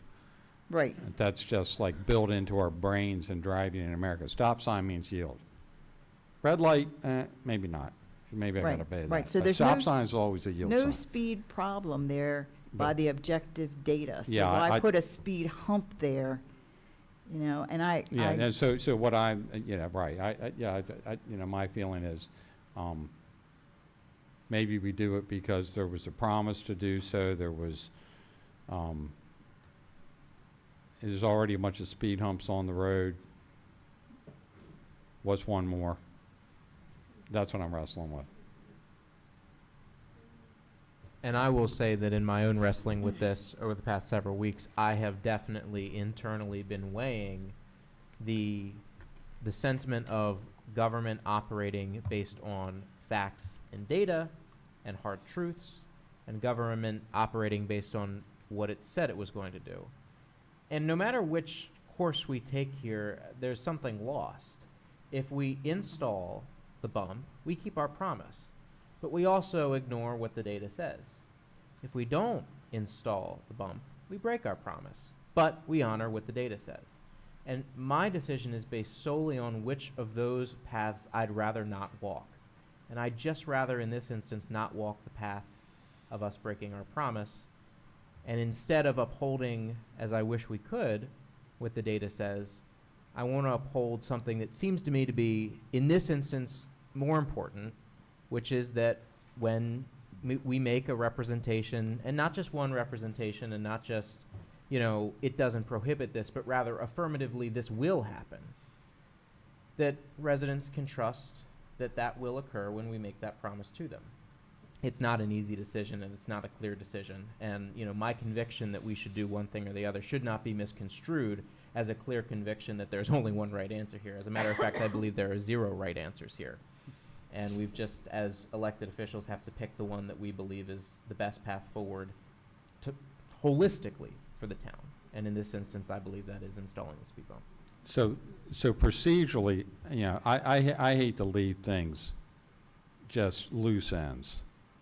We've gotten a lot of information. It's been a great discussion. I'd like to know what the other commissioners feel about as to when we say, hey, we're going to put this on a town hall meeting and we're going to have a vote. We're gonna put this on a town hall meeting, and we're gonna have a vote. Okay, and we're talking about probably the, not, obviously not, not our next one, but in September. That would be your intent? That would be, yeah, I think. And- And I know I had talked to the residents or emailed Mrs. Lowry at least about a meeting. They were not interested in one, and that's fine. They felt they, spent enough time on this project and it ought to go forward.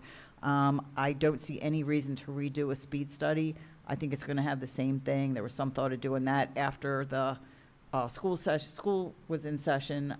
If the residents wanted that, I'd be fine with that, but my feeling from them was they do not want to do anything more. They want the speed hump installed.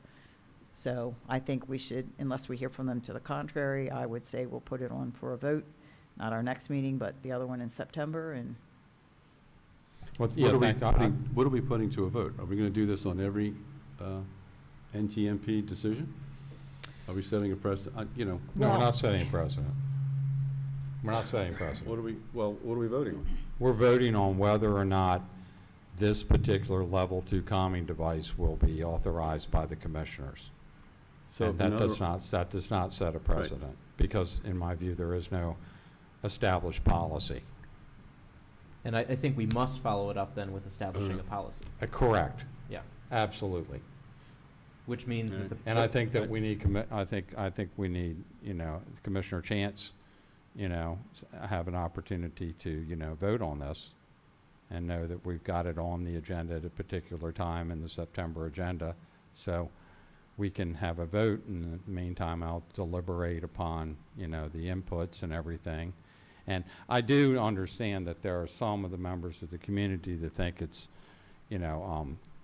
makes no sense at all for us to even be making a decision, because we're making a decision, Commissioner Chismar, if we don't make a decision.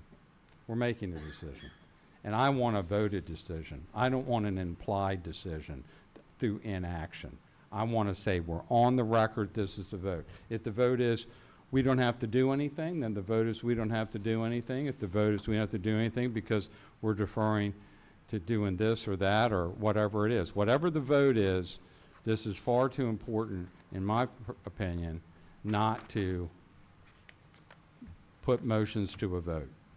It's also worth noting that discussing this venue at an actual legislative meeting will finally give anyone who wishes to voice a public comment their opportunity to do that. I think it's worth noting that, while I believe the work session has certainly been the right venue in which to discuss this so far, that has the unfortunate side effect of not allowing public comment through this forum. Certainly we read every email we get. That is a valid form of public comment, but the folks who are invested and interested in this should have the right to come and speak to us publicly face to face, and they will get that opportunity when we put it on the agenda for a vote at a town hall meeting. Okay, well, I think where we disagree is the fact that whether or not we do or do not have a policy. And like I said, we have many policies on the book that I've never seen, read, or voted on. So that means we're gonna have to go and vote on every policy that's in our SOPs and everything else in the town has.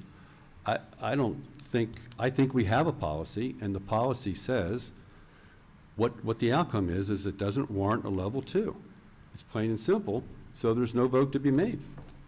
Commissioner Chismar, the policy says that the committee, including Mr. Hopkins, can apply other factors. That's what the policy says. If you want to stick by the language of the policy, live or die on that, and other factors. And if warranted, put it to the 2/3. So taking that side of the argument, if this committee and the town administrator decided that it warranted putting it to the poll and considered other factors that are not defined, then it could very well have satisfied this policy. That's the problem with the way the policy is drafted. That's why I've been trying to point out where the policy is clear on this point, it's ambiguous on this one, and it's a classic situation that any given day, anybody with a black robe and a hammer could come down one way or the other on the topic. It would be a crapshoot, in my opinion. as to whether or not, what this policy really means. So even though I made a strong point about the two exceptions were not satisfied, back and forth on this, if you want to live or die on this being a policy and say it is a policy, well, the policy decision makers made a decision, thought it was warranted, and made a promise based on it.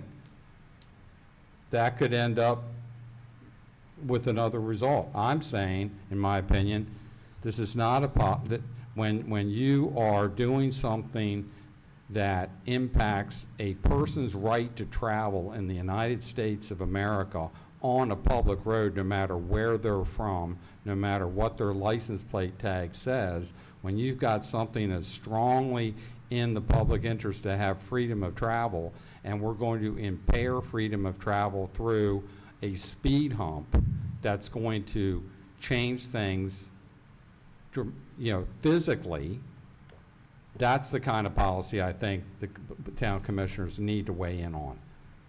Not all the other policies about what are we going to do for economic development, what are we going to, and even there, we've got the ECDC. Even there, you've got things where we vote on who sits on those commissions. So in this situation, I don't think we're establishing a precedent. I think it's a completely unique situation over control and authority of the roads that are clearly granted to the town commissions in the charter, in our ordinances, I think probably, even in the state statute. This is a different animal.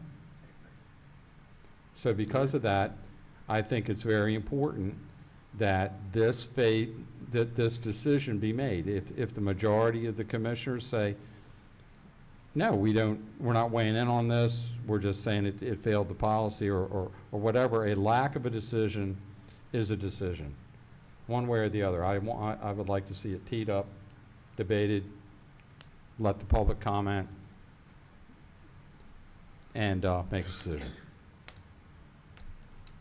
Okay, so we're saying we're going to make a decision based upon no policy? 'Cause No, apparently you're saying you're it's going to make a policy. decision based on your conviction that there is a policy. I'm going to make my decision based on my conviction that there is not one. All right, We do not have to agree on that. We all get a vote, okay. and we don't have to agree on that. And I think putting it till September will allow all of us to, ponder our positions, allow the public to have their input, as well as they can have the benefit of having heard our discussions and be able to respond to that, which was another reason I thought it would be good to just sort of flesh it out in full.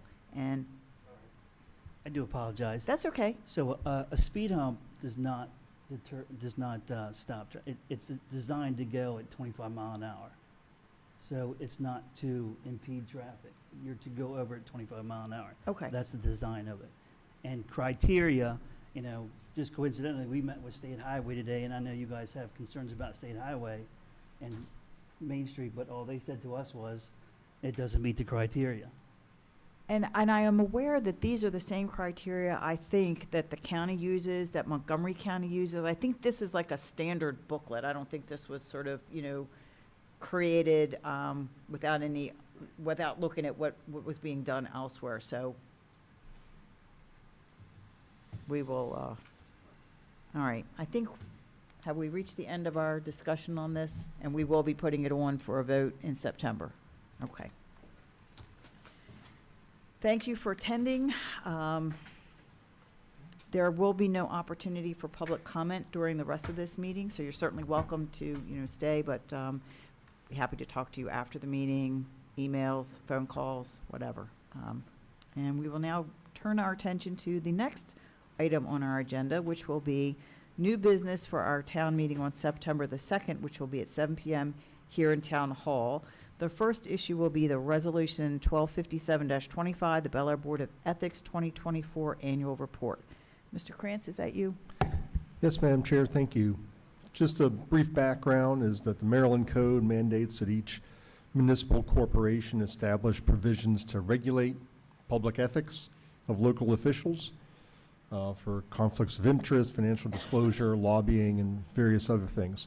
It also requires that the local ethics commission convene at least once annually, which the ethics board has and always done, And furthermore, by October 1st, the local ethics commission must certify to the Maryland State Ethics Commission that they are following these laws, which they have done.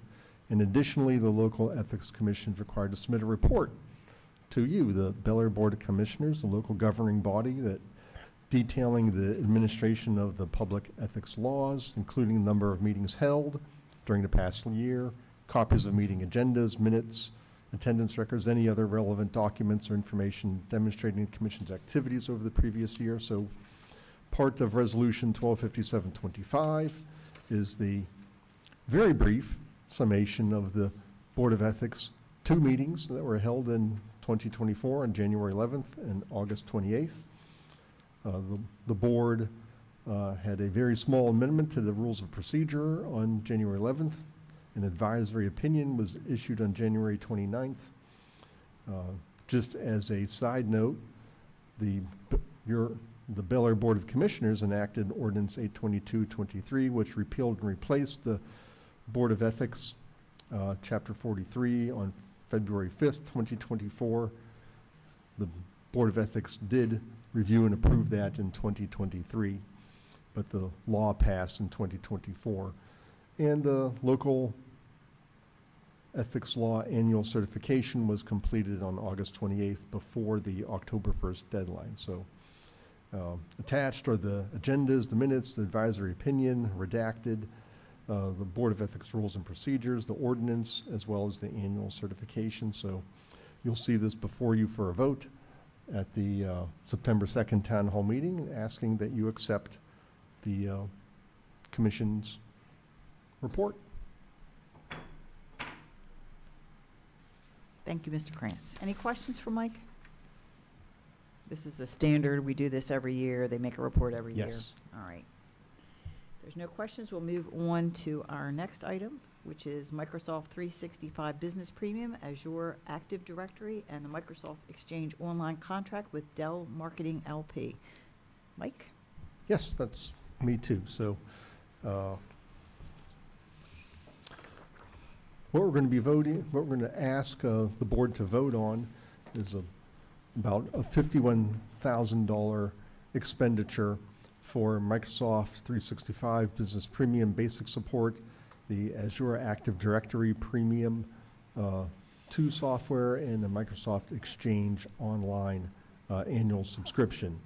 You know, the Business Premium support provides the town with email hosting and the latest versions of essential software, including such things as Word, Excel, PowerPoint, Access, Outlook.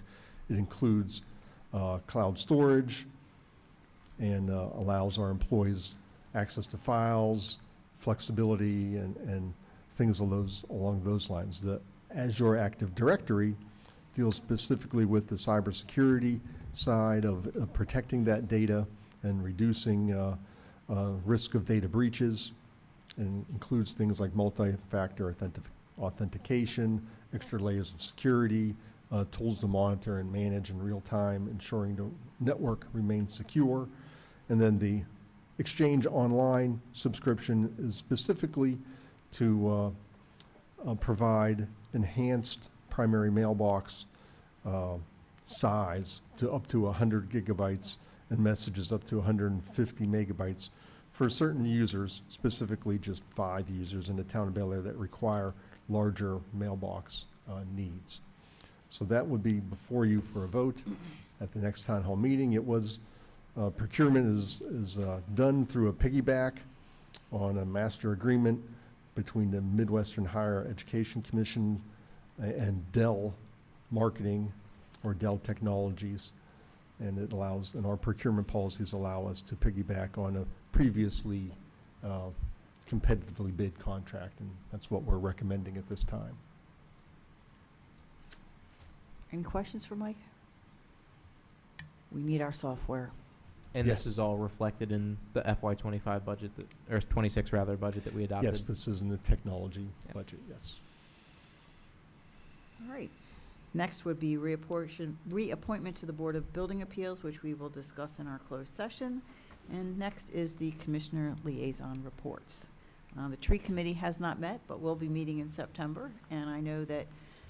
Commissioner Chismar would like to see more trees in town, so I will bring that up to them. Maybe some across the street where Harco is. We were standing out there the other day for their 70th anniversary and thought, you know, it would be really nice if there were a couple of trees here along the street, so we'll see. ECDC and ABC, my alphabetical committees, did also not meet in the month of August, but will be back to their regularly scheduled programming in September. I look forward to that, and we'll have more updates for you soon, September meetings. Madam Chair, the Historic Preservation Commission will have a very busy meeting this week on August 28th at 6 p.m. here at Town Hall. And they have requests for different approvals to be done. One on the Wilkinson Famous House at 33 East Broadway. One at Mrs. Dunnigan Building at 31 West Cortlandt. It's not a request to serve moonshine.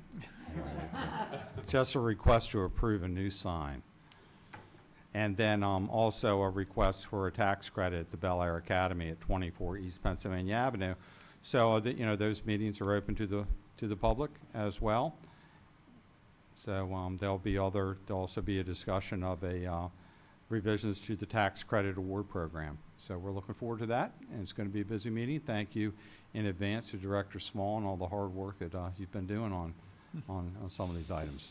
Yeah, there'll be a And, lot of changes to that, You I'm know, sure. and then also for Laura and all the tough work in the trenches that she puts in. So. For the upcoming Planning Commission meeting, there'll be one item on the agenda, that's the extension of the mall apartments, Yes. okay?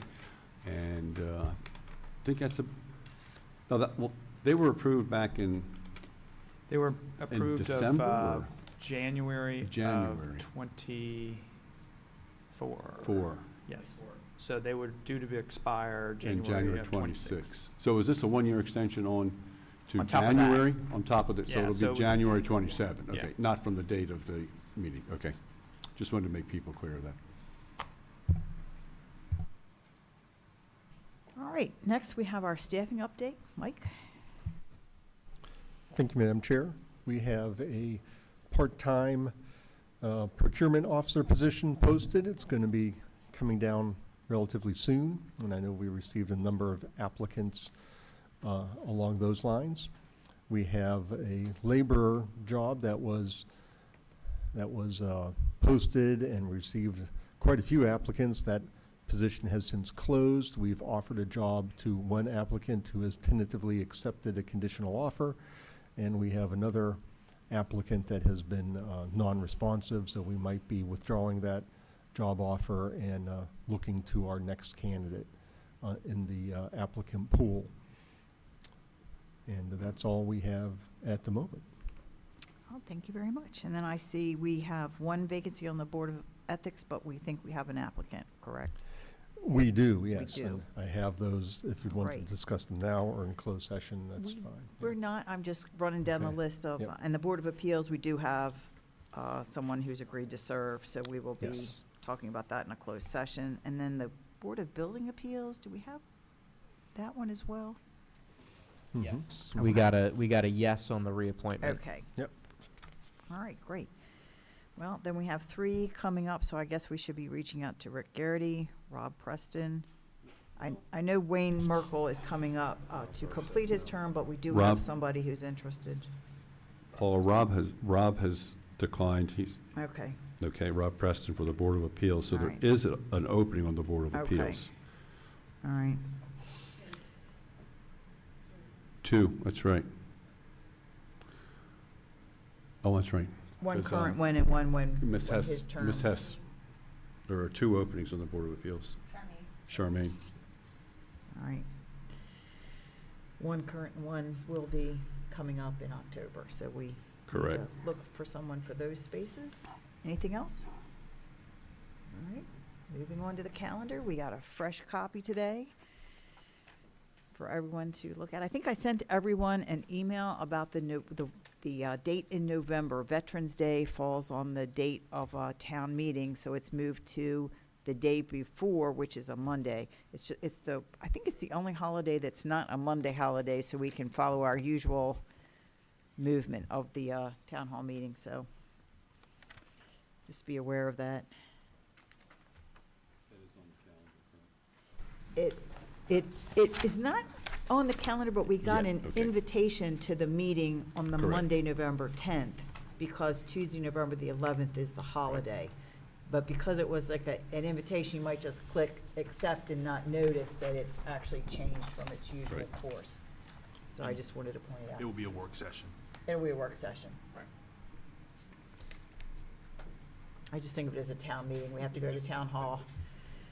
All right, so that's everything. If anyone notices anything missing or has anything additional, if you let Ruth and Mike and Eddie know, they'll see that it gets on the calendar.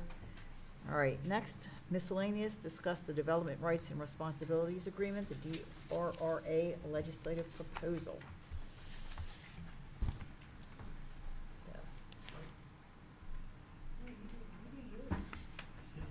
So, Very closely on the state law. I think both the state law and the proposed changes to our code are provided to you. It's somewhat simple.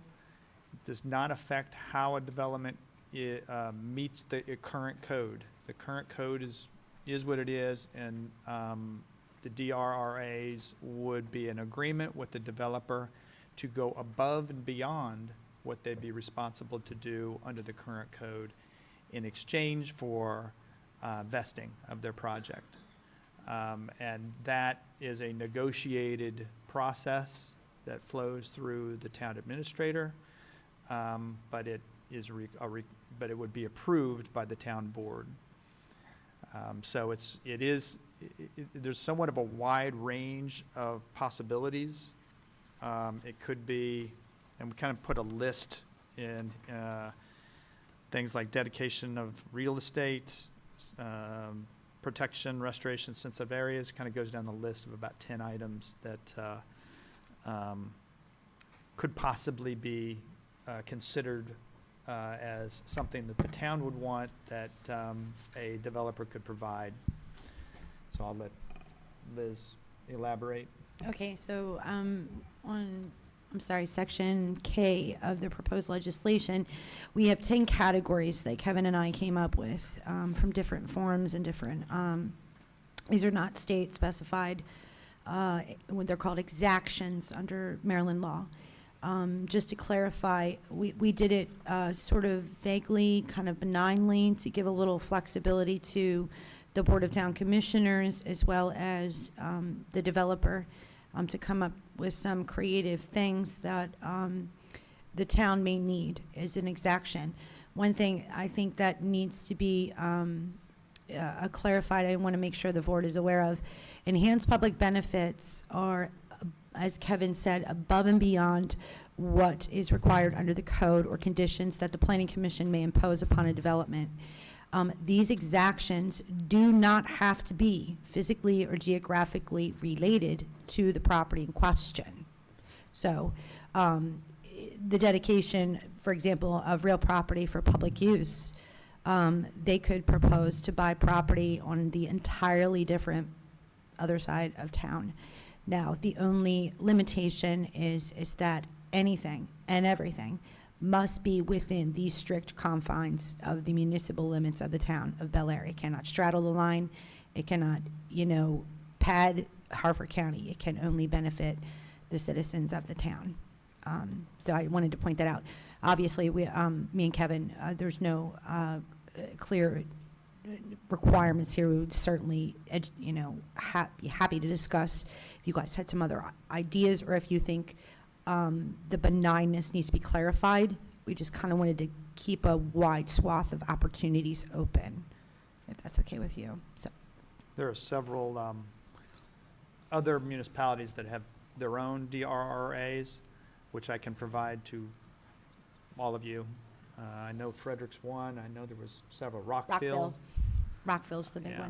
one. So And we use those as a pattern for what we produced here. And ideas too on language, especially with exactions, because state law doesn't, it just says enhanced public benefit. Right. It doesn't tell us what that means. The case law is Right. clear, like, must be within town limits and can be very broadly construed by Right. the legislative body. So So- these exactions, we're not limited to just these 10. It could be outside it, because it does say may. Yeah. May you- include one or more, or something else if some, you know. Correct. whatever. I mean, this is a broad spectrum that you Correct. have here, which is good, Yeah. but it could be even something else if.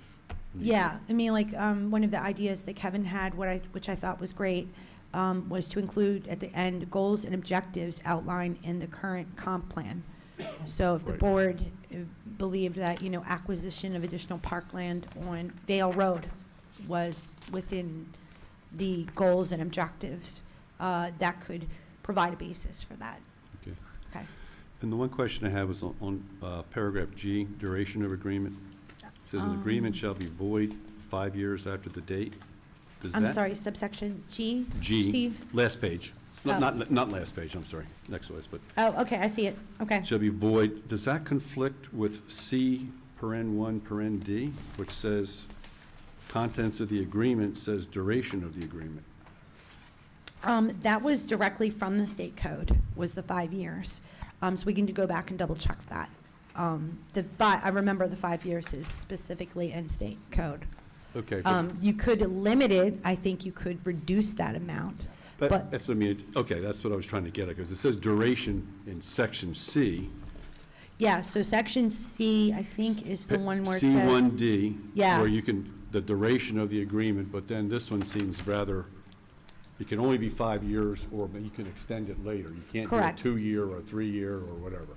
Well, the contents of the agreement, so that is going to say, this is from state law. I literally took all of the elements, Okay. because it says, development, this is in state law, must have these things, okay? And then there's another section that says 5 years. So you Liz, guys- I'm looking at the state law here. It says, an agreement shall be void 5 years after the date on which the parties execute the agreement unless otherwise established under 7303 of the subtitle. And I turn to 7303, and that takes me right back to where it says the duration of the agreement. Okay, so it will allow it to extend it. Right. So we Okay. need to add that section in, there, unless, No, No, it's no, in there is there. I think Commissioner Taylor's saying it, see, it's, Oh. Jake, the way I'm looking at it is, this is a sunset, so if you do a 2-year agreement, you can do a 2-year agreement. You could do Yeah. 3, you could do 4, you could do 4 and 11 months. If you sign up a 6-year agreement, it's gonna blow up at 5 years. So 5 Okay. years is the ceiling, and the DRRA can be any term, 5 years or less.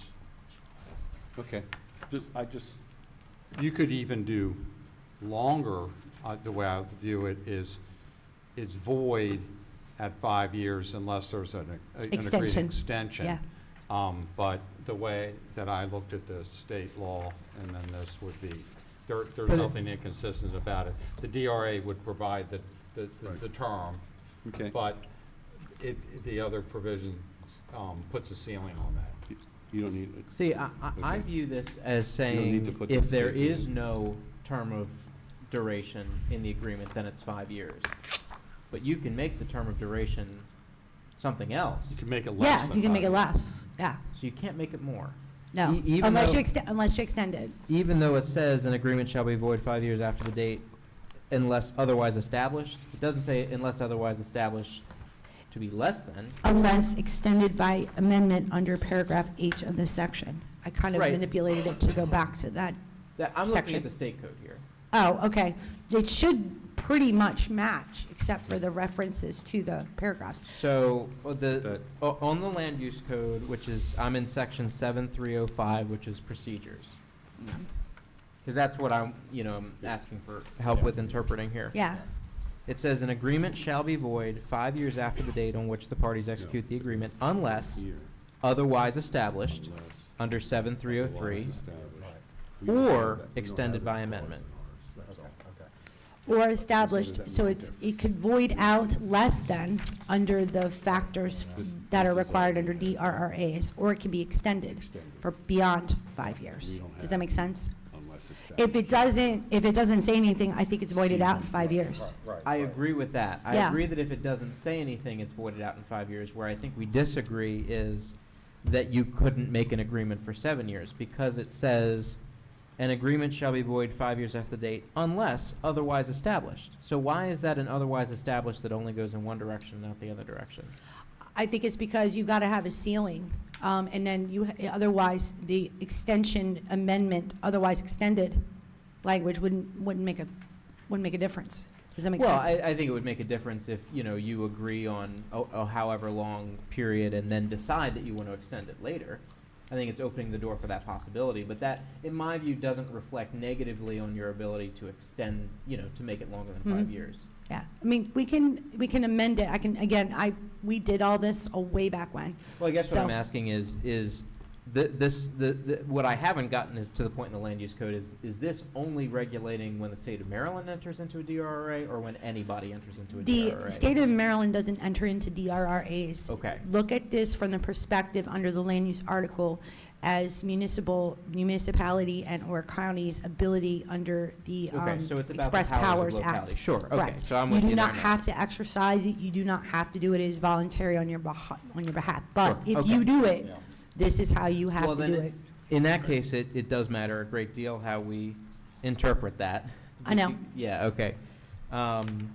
Yeah, I'm just stuck on that unless otherwise established language about what that means. Conceptually, did you guys have any, overall conceptual, basic conceptions, did you have any questions or concerns about DRRAs?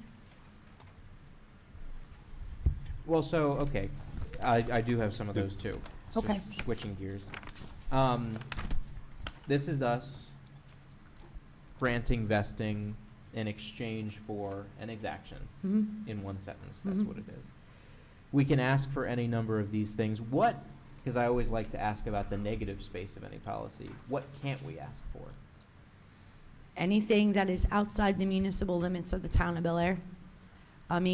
Strategically, from a negotiation standpoint, you would not want to ask for something that would exceed the value of what the project is or the reasonableness factor. So we couldn't ask for them to bail out the parking garage. You can ask them to We could. contribute to it. Right. No, the point that I'm making is certainly we're not asking them for, for $1 trillion you get, right. Obviously, there are economic limitations to this, but what I'm asking about are the legal limitations. Are you saying that really the only legal limitation here is it being outside the Correct. municipal limits? Yeah, because it's Well, voluntary. the obvious things about discrimination. Oh, yeah, et cetera. obvious. But, yeah. I think we're all intelligent enough Right. to know you can't do that. You Right. can't put, We can't ask them to Right. violate, the Fair Housing Act. Yeah, and all that Nothing stuff. like that. Yep, all with that. But I guess what I'm asking is economic and practical considerations of a developer wanting to keep intellectual ownership over their own design and property. Understanding that some people are going to say, well, that's just too far, you're asking me to change too much because this is my design, this is what I want. Okay, I'm not following you because the design concept of a development Mhm. is in the purview under the planning commission. The planning commission can say, I like that, I don't like that, you're gonna change the architectural renderings. So that would be a part of their overall approval, right? That would not be an exaction. Right, okay, so that's not something that we can ask them to change.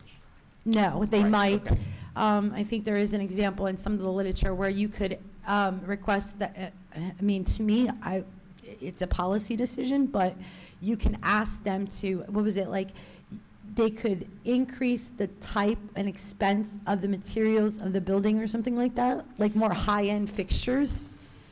Yeah, But so we you couldn't could, be like, make this brick, I think you could. I think you could. okay? Would you want to? What does that benefit?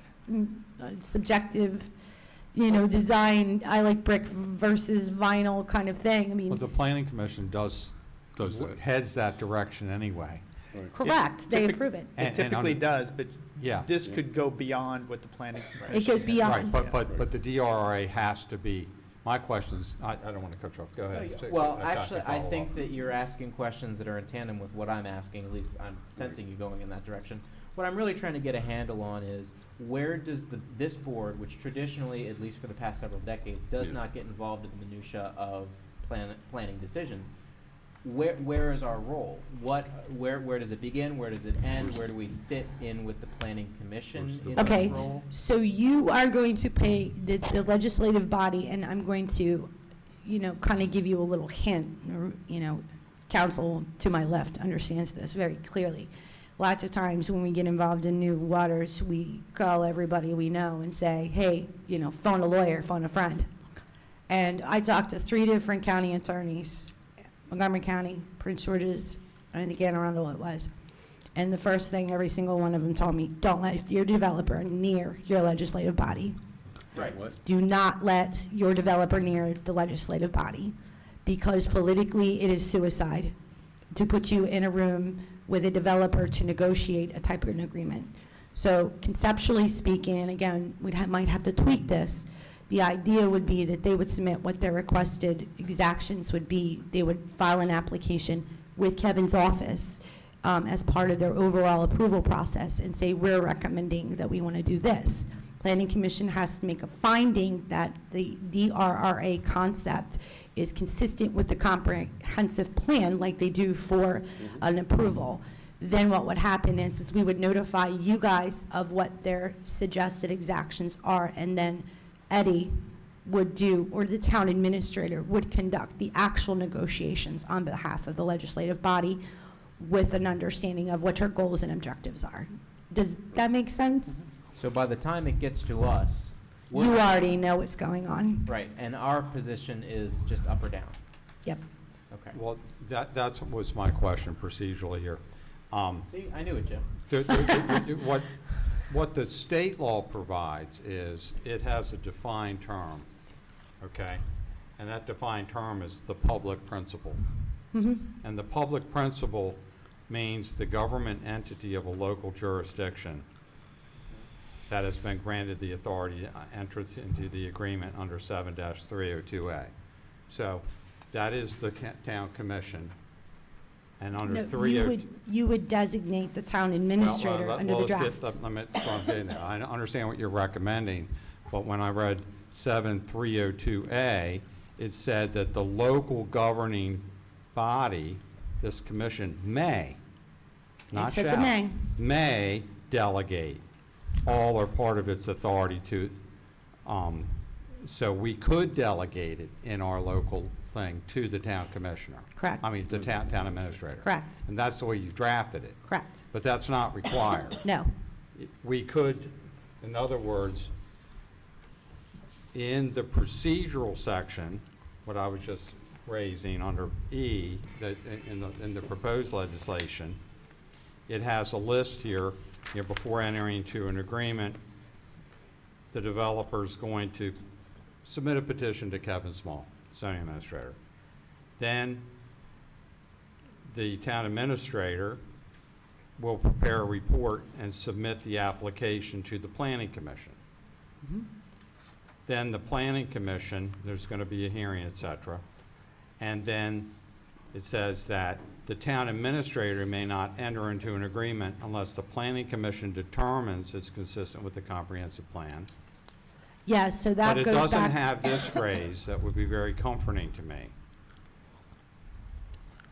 And receives the approval of the board, I think it's in a later section okay? that you have to approve it. Educate me. Let's see where it is.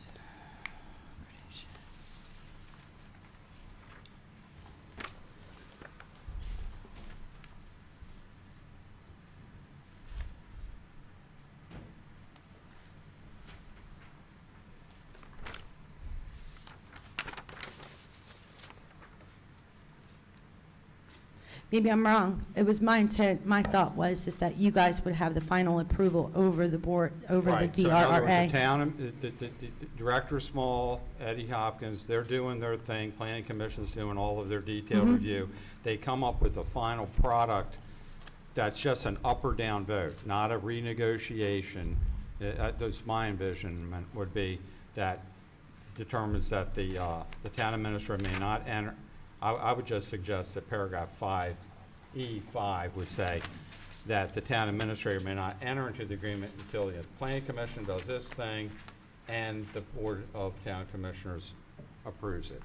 Oh, wait, okay, here it is. It is in here. Okay? It is under 165, proposed 165A subsection 3. Development rights and responsibilities agreement means an agreement between the Bel Air Board of Town Commissioners and a person having a legal or equitable interest in the real property to establish conditions under which the development may proceed for a specified time. Right. So, Yeah, I read that, and I'm thinking to make it crystal clear on the procedure that, that it be, Yeah, you could because add that. it's saying That's entered fine. into by the town Yeah. commissioners here, but the town administrator actually signs the contract. And I think that's great, as long as there's a back-end no, ratification yes, yeah. at that last point.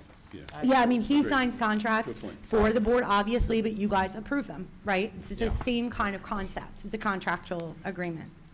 So I'm sorry, where did you say you wanted that? I lost my I'm pen. suggesting E5. paragraph E5. E5. Okay. So just to walk through this process one more time, the initial exactions that are proposed, the developer actually comes up with first. We can make it either way, but they have to file an application. Sure. And I feel like as part of the application process, they need to identify what their suggested, it doesn't mean we have to, they're not bound by it, we could, Right. go back and Well, You forth. can negotiate with them. Yeah. So I'm with you on that. My only question is then, those exactions have to be approved by the planning commission as consistent with the comp plan. Comp plan. Let's say the town administrator says, hey, my boss, the board, they aren't interested in this. This is like, we're gonna make a fountain, a water fixture, and the planning commission thought that was great. Board, not so hot on it. So then they completely renegotiate the deal, and instead we're gonna talk about a pickleball court, because that's the public amenity that we want to have. Would that then have to get volleyed back to the planning commission for further approval again, because the underlying substance has changed basically completely? I believe, I'm trying to envision this, probably would be the appropriate practice, would be the suggested items would be, a finding that of those choices would be consistent with the comprehensive plan. Does that make sense? And then that would give a little latitude of, it's already found, so it doesn't have to bebop back between the board and the planning commission. But then at that point, this board is kind of locked into what the planning commission has said is appropriate. But that's what state law requires, is that the planning commission make that finding. Okay. Yeah, consistency with the comp plan. With So this- then, if we don't like what they say, we would just vote no and say try again. Yeah. Good.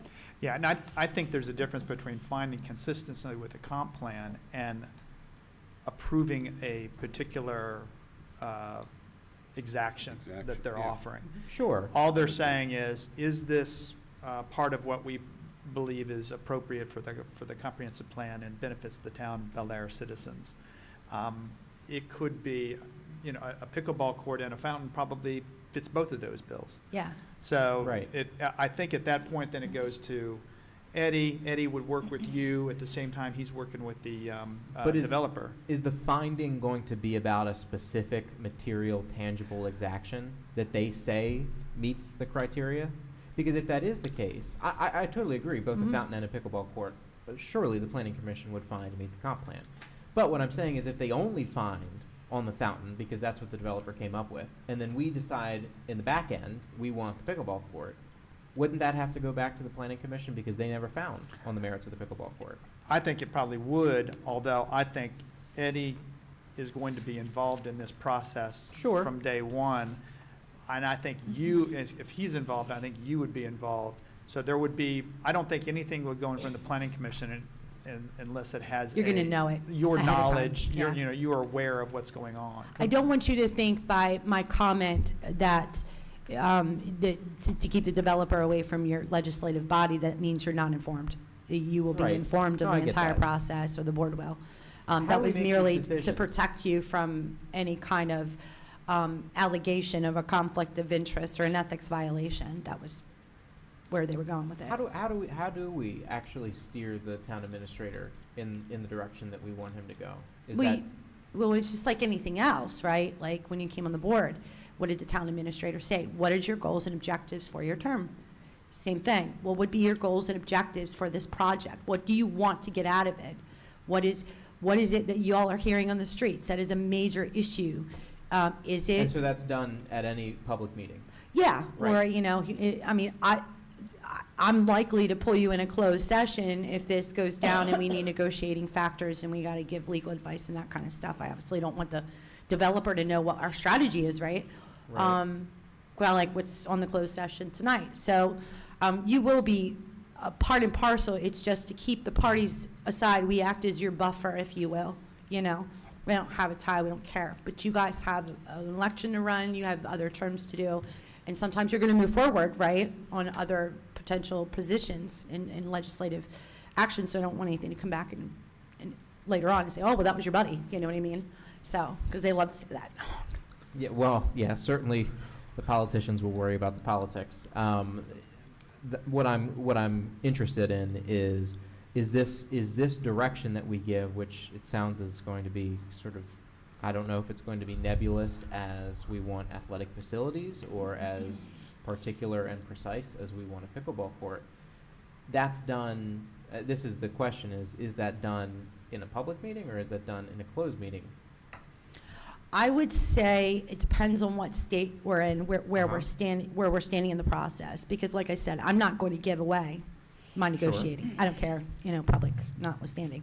I got a job to do. I can't do it if the public knows. On the developers watch. So, you know, I would probably do that in a closed session and say, tell me what, you know, let's go back and forth and let's see what's going to work, you know, kind of thing. But you can certainly, we'll communicate about it as well, so.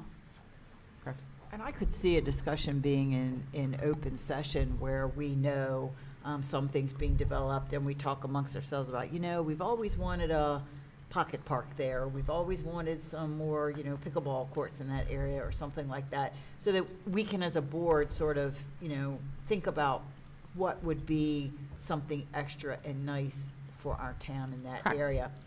And I mean, I see that as perfectly appropriate for an open session, whether it gets down to being so specific Yeah. as, you know, Right. we won't approve it unless we get this kind of thing Correct. is for a different Yeah. hearing. Yeah, exactly. Now, when you talk about brick, you're making sort of the example about brick, there's a very little case law, I want to point that out to you, on this. There's very, very little case law, just a little bit, not much. 2 rules apply. Number 1, has to be in your city limits. The other thing is that you must have an exaction. There's no 2 ways about it. Several DRRAs have gotten chucked out because of the court found, and I'm not putting that as an example, okay? But they were like, that's not enough to justify the consideration under the agreement in order to, for the lay people, in To order to. vest them. Exactly, because they're getting something, it's a contract. They're getting A and they're paying B. There has to be that exchange, offer acceptance, consideration. If there is insufficient consideration, because remember, think about it for a second, in some respects, how much is vesting worth to a developer?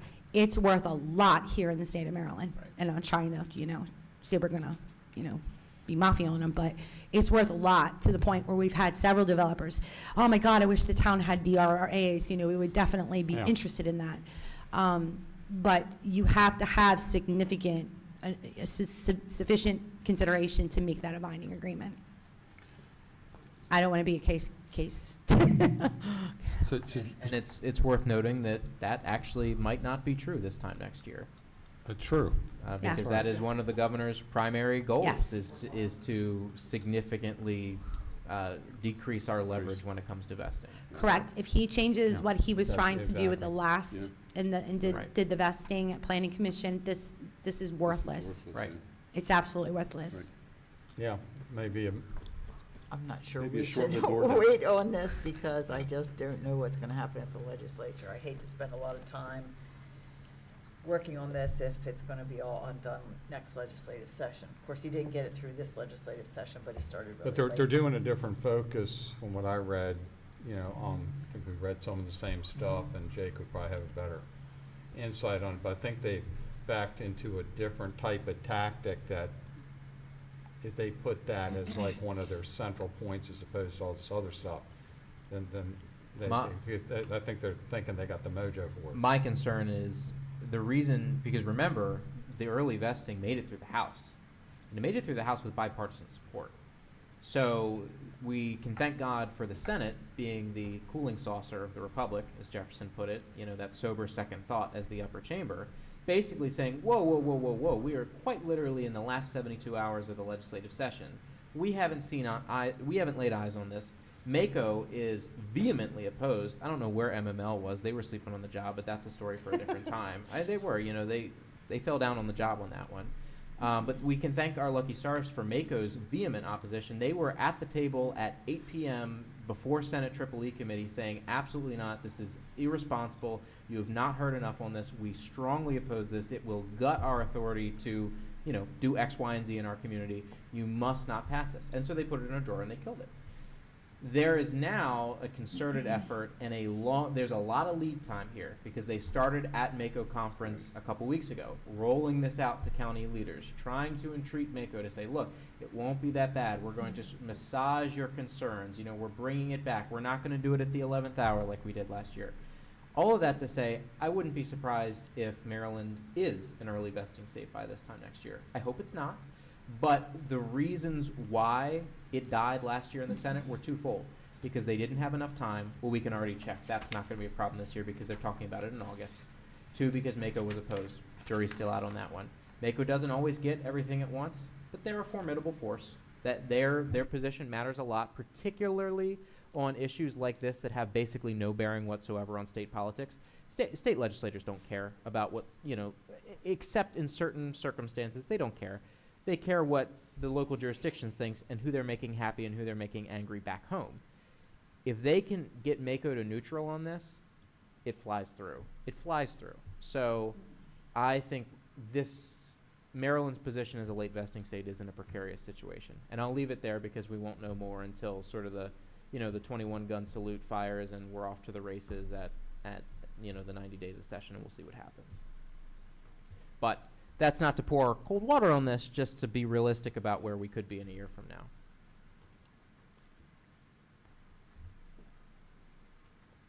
So it's interesting in some of the things you had here in section C1.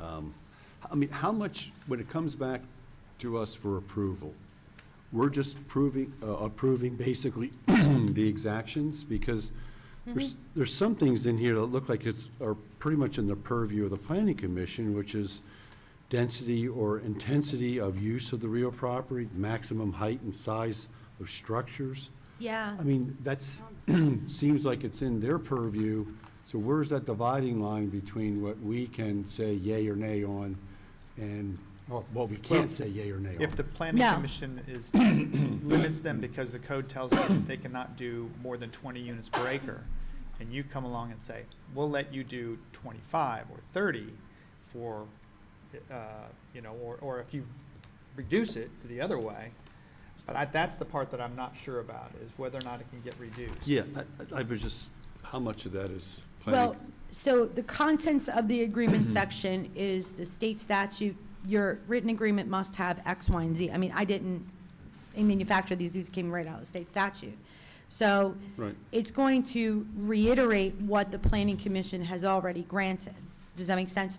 So if they've approved a certain density, I mean, permissible uses is set forth in the code. It is what it is. The legal Okay. description is what it is. So you're not necessarily approving those elements. They're kind of already approved, and I'd probably put something in there to that effect. I mean, the DRRA that I have as an example is over 60 pages long. I don't know if you're familiar with Rockville Pike. There's a huge mixed-use development that takes up acres. I mean, it's like 20 buildings. And that was the one where Rockville did it. And it's got to be recorded in the land records. I could find it really easily. Actually, here it is. So this is theirs. It just goes on and on and on. So it has all of these provisions and then some. What happens if this happens and what happens if that happens, you know? So these kinds of things, it just has to be in that written agreement, you know? You Okay. guys are really approving mainly just the exactions Well, and that, Right, so I mean, if you don't like the design of it, we can't say no. no, correct. Well, you Okay. could say no to the whole thing. You could say no to the whole thing, yeah, you can't. could. So Steve, what it, Right, when that's what I'm when trying I to- looked at the state law on it, you know, and as Liz was just saying, that it specifically says that the public principal, let's just say us, so the local jurisdiction may not enter into an agreement unless the planning commission determines whether the proposed agreement, and that's the whole thing. The proposed agreement is consistent with the comprehensive plan of the local jurisdiction. So we can't approve anything unless the planning commission has said that entire agreement is consistent. And if we then tinkered with the agreement, said, no, we want this, we don't like that duration, et cetera, whatever, we can't renegotiate at that point. We can just tell the developer, no, denied. We give Eddie and Kevin, hey, when you go back to the table before they run it to the planning commission again, this is what we want in order to get your green light at the end. You know, that's the way I envision the process, because it's also very clear that even later amendments to the agreement have to, that unless the planning commission determines whether the proposed amendment is consistent with the plan, the parties may not amend the agreement. So the planning commission's all over this thing. The planning commission, so on the front end, Kevin and Eddie are guiding the developer, like, if you ultimately, at the end of the day, want to get a chance to get 3 votes on this commission, this is really where you Yeah. need to be. And then, and Eddie actually prepares a report to the planning commission, and if they all get on the same page and the planning commission goes through it, maybe some other adjustments are going on there, whatever comes up from the planning commission, that's what you up or down vote on, is the way I view this thing, And Jake. just I to be think so clear- that it clearly takes away the commission's ability to, Right. after the planning commission is done, to negotiate A, B, or C points. It's, I just view it as an up or down, goes back, rework Right. back through the planning commission. But But that's just my first read of it. Is Jackson. that up or down vote a political decision? Yes, Yes. yes, because Okay. this is all, I mean, you have to understand, all voluntary. Because there have been other things that have come before us from the planning commission in the past that weren't political decisions, and that puts us in a very sticky situation. Mhm. So I just want to make sure that we're clear on that Mhm. point. Okay. So this is an up or down with no explanation. It is voting the conscience of the commissioner whether or not you believe this agreement is in the best interest of the town of Bel Correct, Air. because they haven't given you any consideration either. They've just said, hey, look, I'm gonna Right. provide this. Well, It's, it it's used not to as be if we're that- treating the planning But- commission's decision in an appellate function or anything like that. No, because they still have their approval, they just Right. don't have their vesting. Does that make sense? It does, Yeah. certainly. Yeah, it used to be that the comprehensive plan, when it came Okay. from the planning commission to you, was up or down. Mm-hmm. And that sense has changed, that you can tweak it the way you'd like to see it. But yeah, it used to be that way, up or down, and then if you voted it down, it went back to the planning commission, they had to fool around with that, and it came back again. So like Jake said earlier about, if they don't come back with brick, we said, oh, no, we want brick. You can't deny it because of that, and then go back into negotiation, you get brick?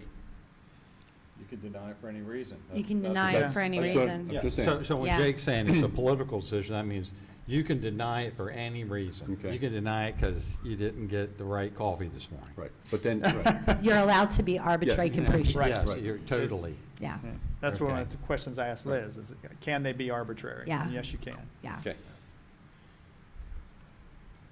And But how- they can still go ahead, like you said, they can still go forward with it, with planning commission approval, we just don't get any exactions. Certainly, and the same thing applies on their end. If they're irritated with your negotiation tactics or think you're asking for too much, they can say, nah, forget it, I'll take my approval. Right. They just don't get their vesting. They just Which don't get is their vesting. Paula's point about Yeah.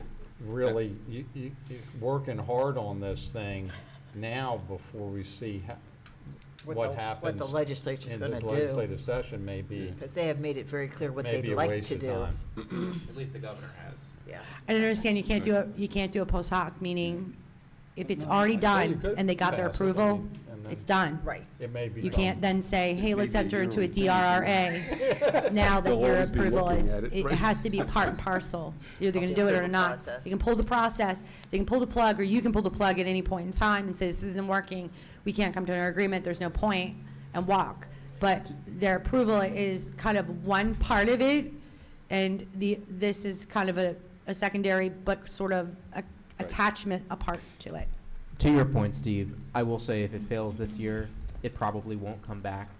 This governor has, over the past 2 years, made it very clear that if he can't get something through on the first shot, he won't risk losing a second time, because it's embarrassing when the governor can't get what he wants through the legislature. So, like, everything from last year's housing bill that got defeated, that then got brought back with this year's housing bill that got defeated, it was a totally separate deck of cards, and then they didn't get that through, and then they came up with a totally separate deck of cards with this vesting stuff, which wasn't even in the original bill, No, because they that wanted to wasn't- throw yeah. a Hail Mary at, That's it, 11:59 right. PM. So I will say that if he can't get it through, it means he can't get it through. Okay. And Yeah. this session is basically gonna be the decision, at least for the foreseeable future. But it Right. did sail through The House. with bipartisan The support. House, yes. The House. That is a deep concern. That's a deep concern. Now, the House and the Senate are different, and the Senate tends to be more conciliatory, especially towards the counties, largely because senators represent a larger chunk of counties. And there are other reasons for that that aren't, important to get into. But, yeah, no, I completely agree. The Senate tends to be our friend more than the House, but only by a little. And But so we'll just have to see what happens. And what I Was saw, did Mako speak out against it in the House? Yes. Okay. so Jake, what I noticed was, when I saw, and we'll see what the actual proposal is, was when I saw was that instead of them trying to cram apartment complexes through every residential zone, they've backed off and said anywhere where you can build a single-family home, you can build townhouses.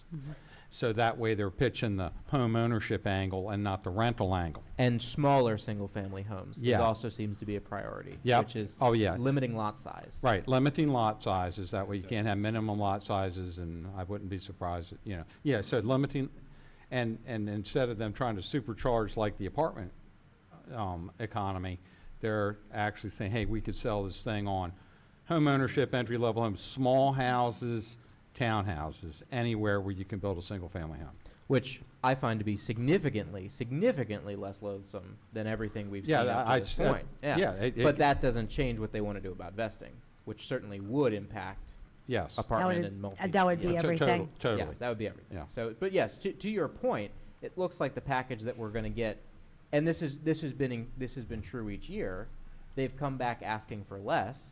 They still haven't gotten it. The first year was the worst. The second year was less worse, and next year hopefully Right. it'll be less worse still. But it's still, especially if the tip of their spear is going to be this vesting thing, it's a major problem. But yes, I agree Yeah. with your analysis that it is going to be less loathsome than it was last year, at least as of now. That could all change. We still have 3 or 4 months to go until they gavel in. So did you guys want to shelve this for now? Until, Next May's agenda? it's been sitting for like 6 months, so Yeah. it can sit another 6 months, no rush. I mean, how close does everybody think this is? Negating the state's position about what they're gonna do, how close do you think this is? I mean, and if we put it on the books and it becomes obsolete in a year, if it's not that much more effort since this work has been done to finish it, is it? So I'm gathering that you'd like to finish it. Well, it's just something to have in the toolbox if we want to, like Liz said, there's several people, a couple developers have come up and they would jump at DRRAs. And Okay. Kevin, I think you confirmed that we would be the only jurisdiction in Harford County that had a DRRA if we Correct. passed it. The county and Aberdeen Havre de Grace do not. I have a personal reticence to get us involved in fast tracking a development. I don't necessarily see in my, and, you know, I have to recognize that my vote on this is not just reflective of how I would vote on a DRRA, but how any of my successors would vote on a DRRA, and I completely understand that. But I have trouble conceiving of any fountain or pickleball court or anything really that would make a less than ideal development more palatable, that in such a way we sort of give it like this political fast pass to vesting. I'm struggling with that currently. We're not getting enough for what we're giving. Right. I Right. think vesting is so valuable that and look, it's not a no, it's just I really have to think about how this would work in practice and what this would mean Right. in practice and how this would change the landscape in practice. So, Okay, legally, the landscape, you cannot request an exaction. That is Maryland law. If you, certainly. you cannot, whatever is required to be done as part of the development has to be physically located or impacted by the development that's being approved. So that's how you get traffic improvements. Like, let's take Hartford Mall, right? It's all the way around almost. They had to make traffic improvements to the lights and crosswalks and stuff. So that is permitted. That's not considered an exaction because that's going to be an impact of their development. But you could not get them to say, you know, buy new playground equipment for Allison Park. Ain't going to happen. So look at it from the perspective also, vesting just means that you can't change the law on them. You know, you Right. can't say, okay, you're not going to be able to, you know, you're going to change the density or whatever. Are you satisfied with your code to the point where you're saying, okay, we've done what we aim to do, and, you know, we need to make sure that certain developments that have a massive economic impact on the town are going to have some exaction versus having some assurances. Because it is clear that there has been a significant amount of hesitation, I'm just being honest, for developments of massive commercial endeavors because of the lack of vesting and the inconsistency.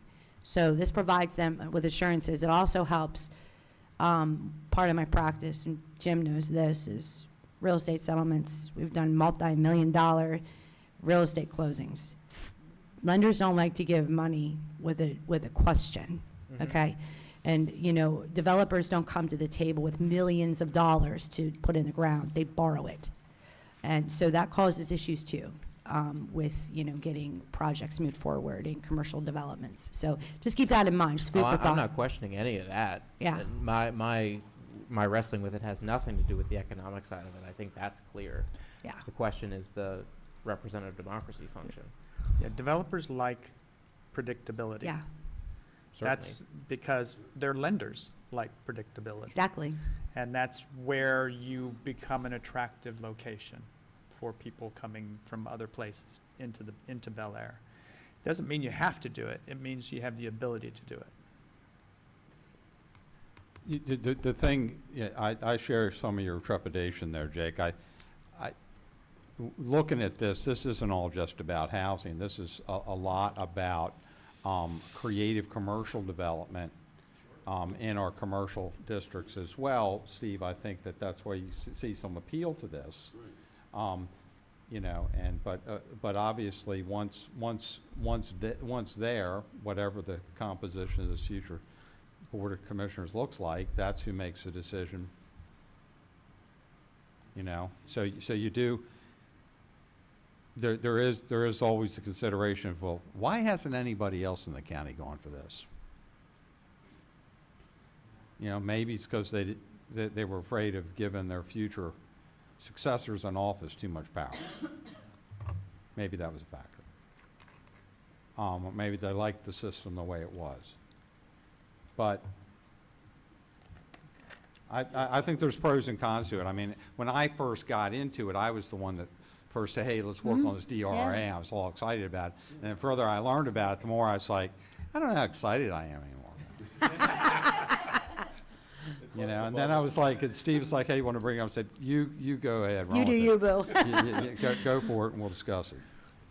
Yeah, I have kind of, I think I'm leaning towards, let's lay this over for two reasons. One, I'm not sure that we're going to be able to get enough to make it worth what we're giving up. And secondly, I think the legislature is going to do it for us based on the speed with which it went through the House. Even over Mako's objections. So and I think it unfortunately has a very appealing fairness argument to it, you know, and I think that's what's going to happen. So I think I would prefer to just lay it over and see what happens the next legislative session.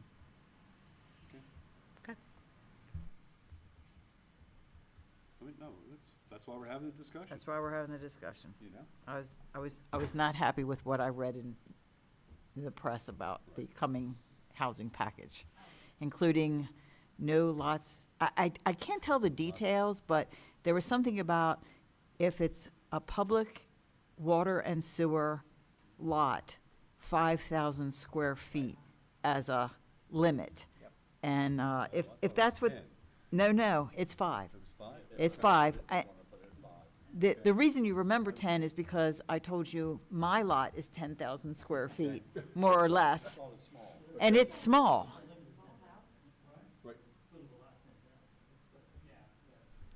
Right, it's all, tiny houses, tiny lots, or You know who Townhouse may developments. not be in favor of this is actually developers, because the lots on you're gonna have to Linwood, allow them, those houses went for like state law. seven, I don't know, I'm waiting for them to go through settlement, but the lots on Linwood have all, I think they've all been, have all been sold.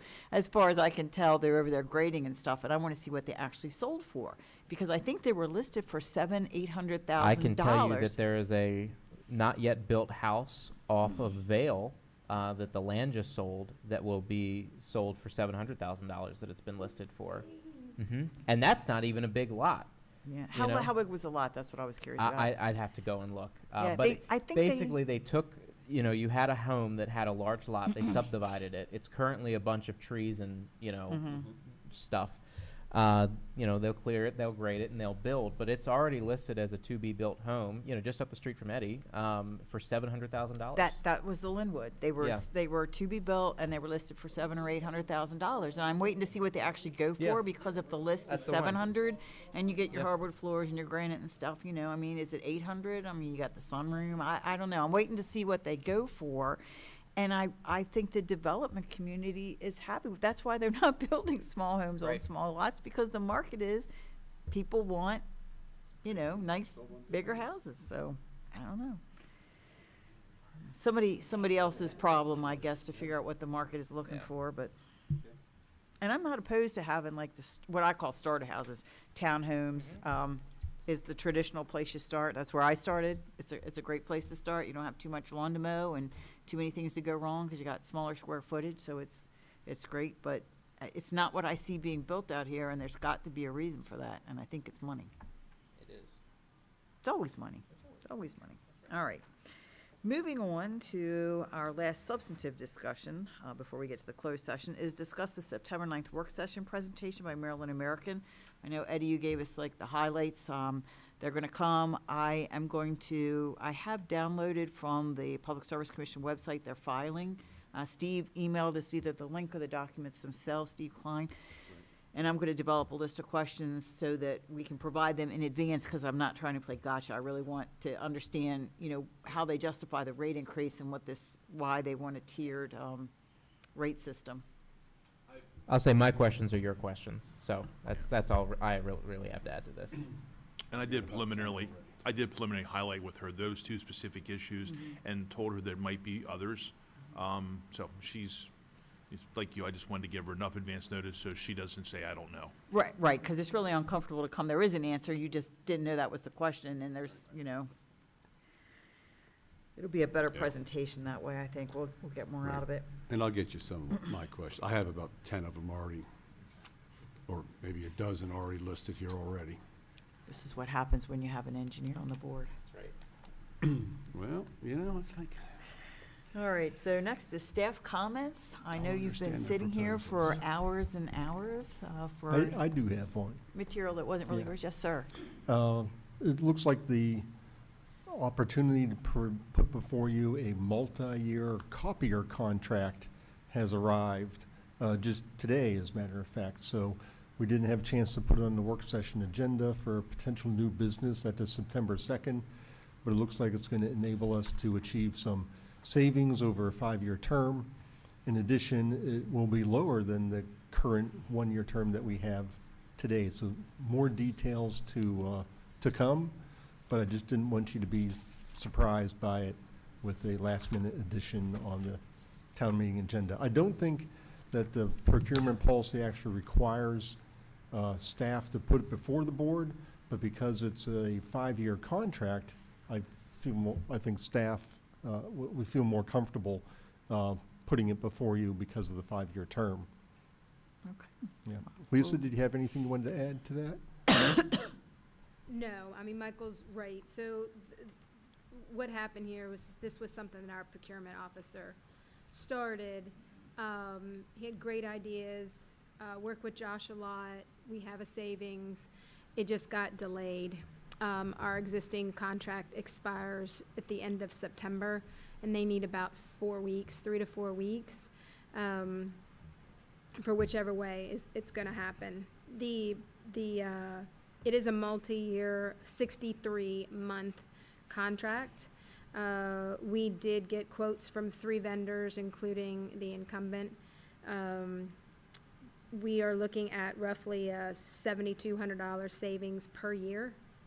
So that's, I correct myself, that's this first fiscal year, 26. After this, it's gonna be a roughly $9,600 per year savings. So there was some great negotiations going on between, again, the previous procurement officer and Josh. So Yeah.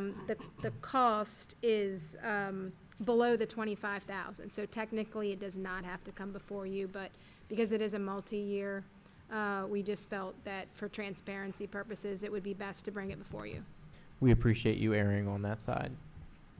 of course. And we appreciate you saving money. Yes. The Board of Ed actually is running into a very similar conundrum right now over some whiteboards that, so we appreciate you erring on that side Yep. and saving us those heartburns. Absolutely, no problem. Thank you. The only question I have, and I'm going to address this to Liz, is in the county, we only did like 1-year contracts with 1-year renewals or something like that because we couldn't bind a future budget. The town doesn't have any problem. We can do a 5-year contract. I'd have to check that and see. I think you have a little bit more leeway than the county does, but I can check that and get back to you. Thank you. Or it might have been a 3-year contract with 1-year extensions, but I know, I don't remember us doing any 5-year, and there was some kind of reason that legally we couldn't do that. That is lost to the sands of time now. All right, thank you. We typically do 3-year contracts with 2 1-year extensions. I think renewals. that's what the county does too. Typically, again, there's nothing in our procurement, in the town's procurement policy that prohibits us from doing Mm-hmm. 5-year. I mean, there's no stipulation in Mhm. there.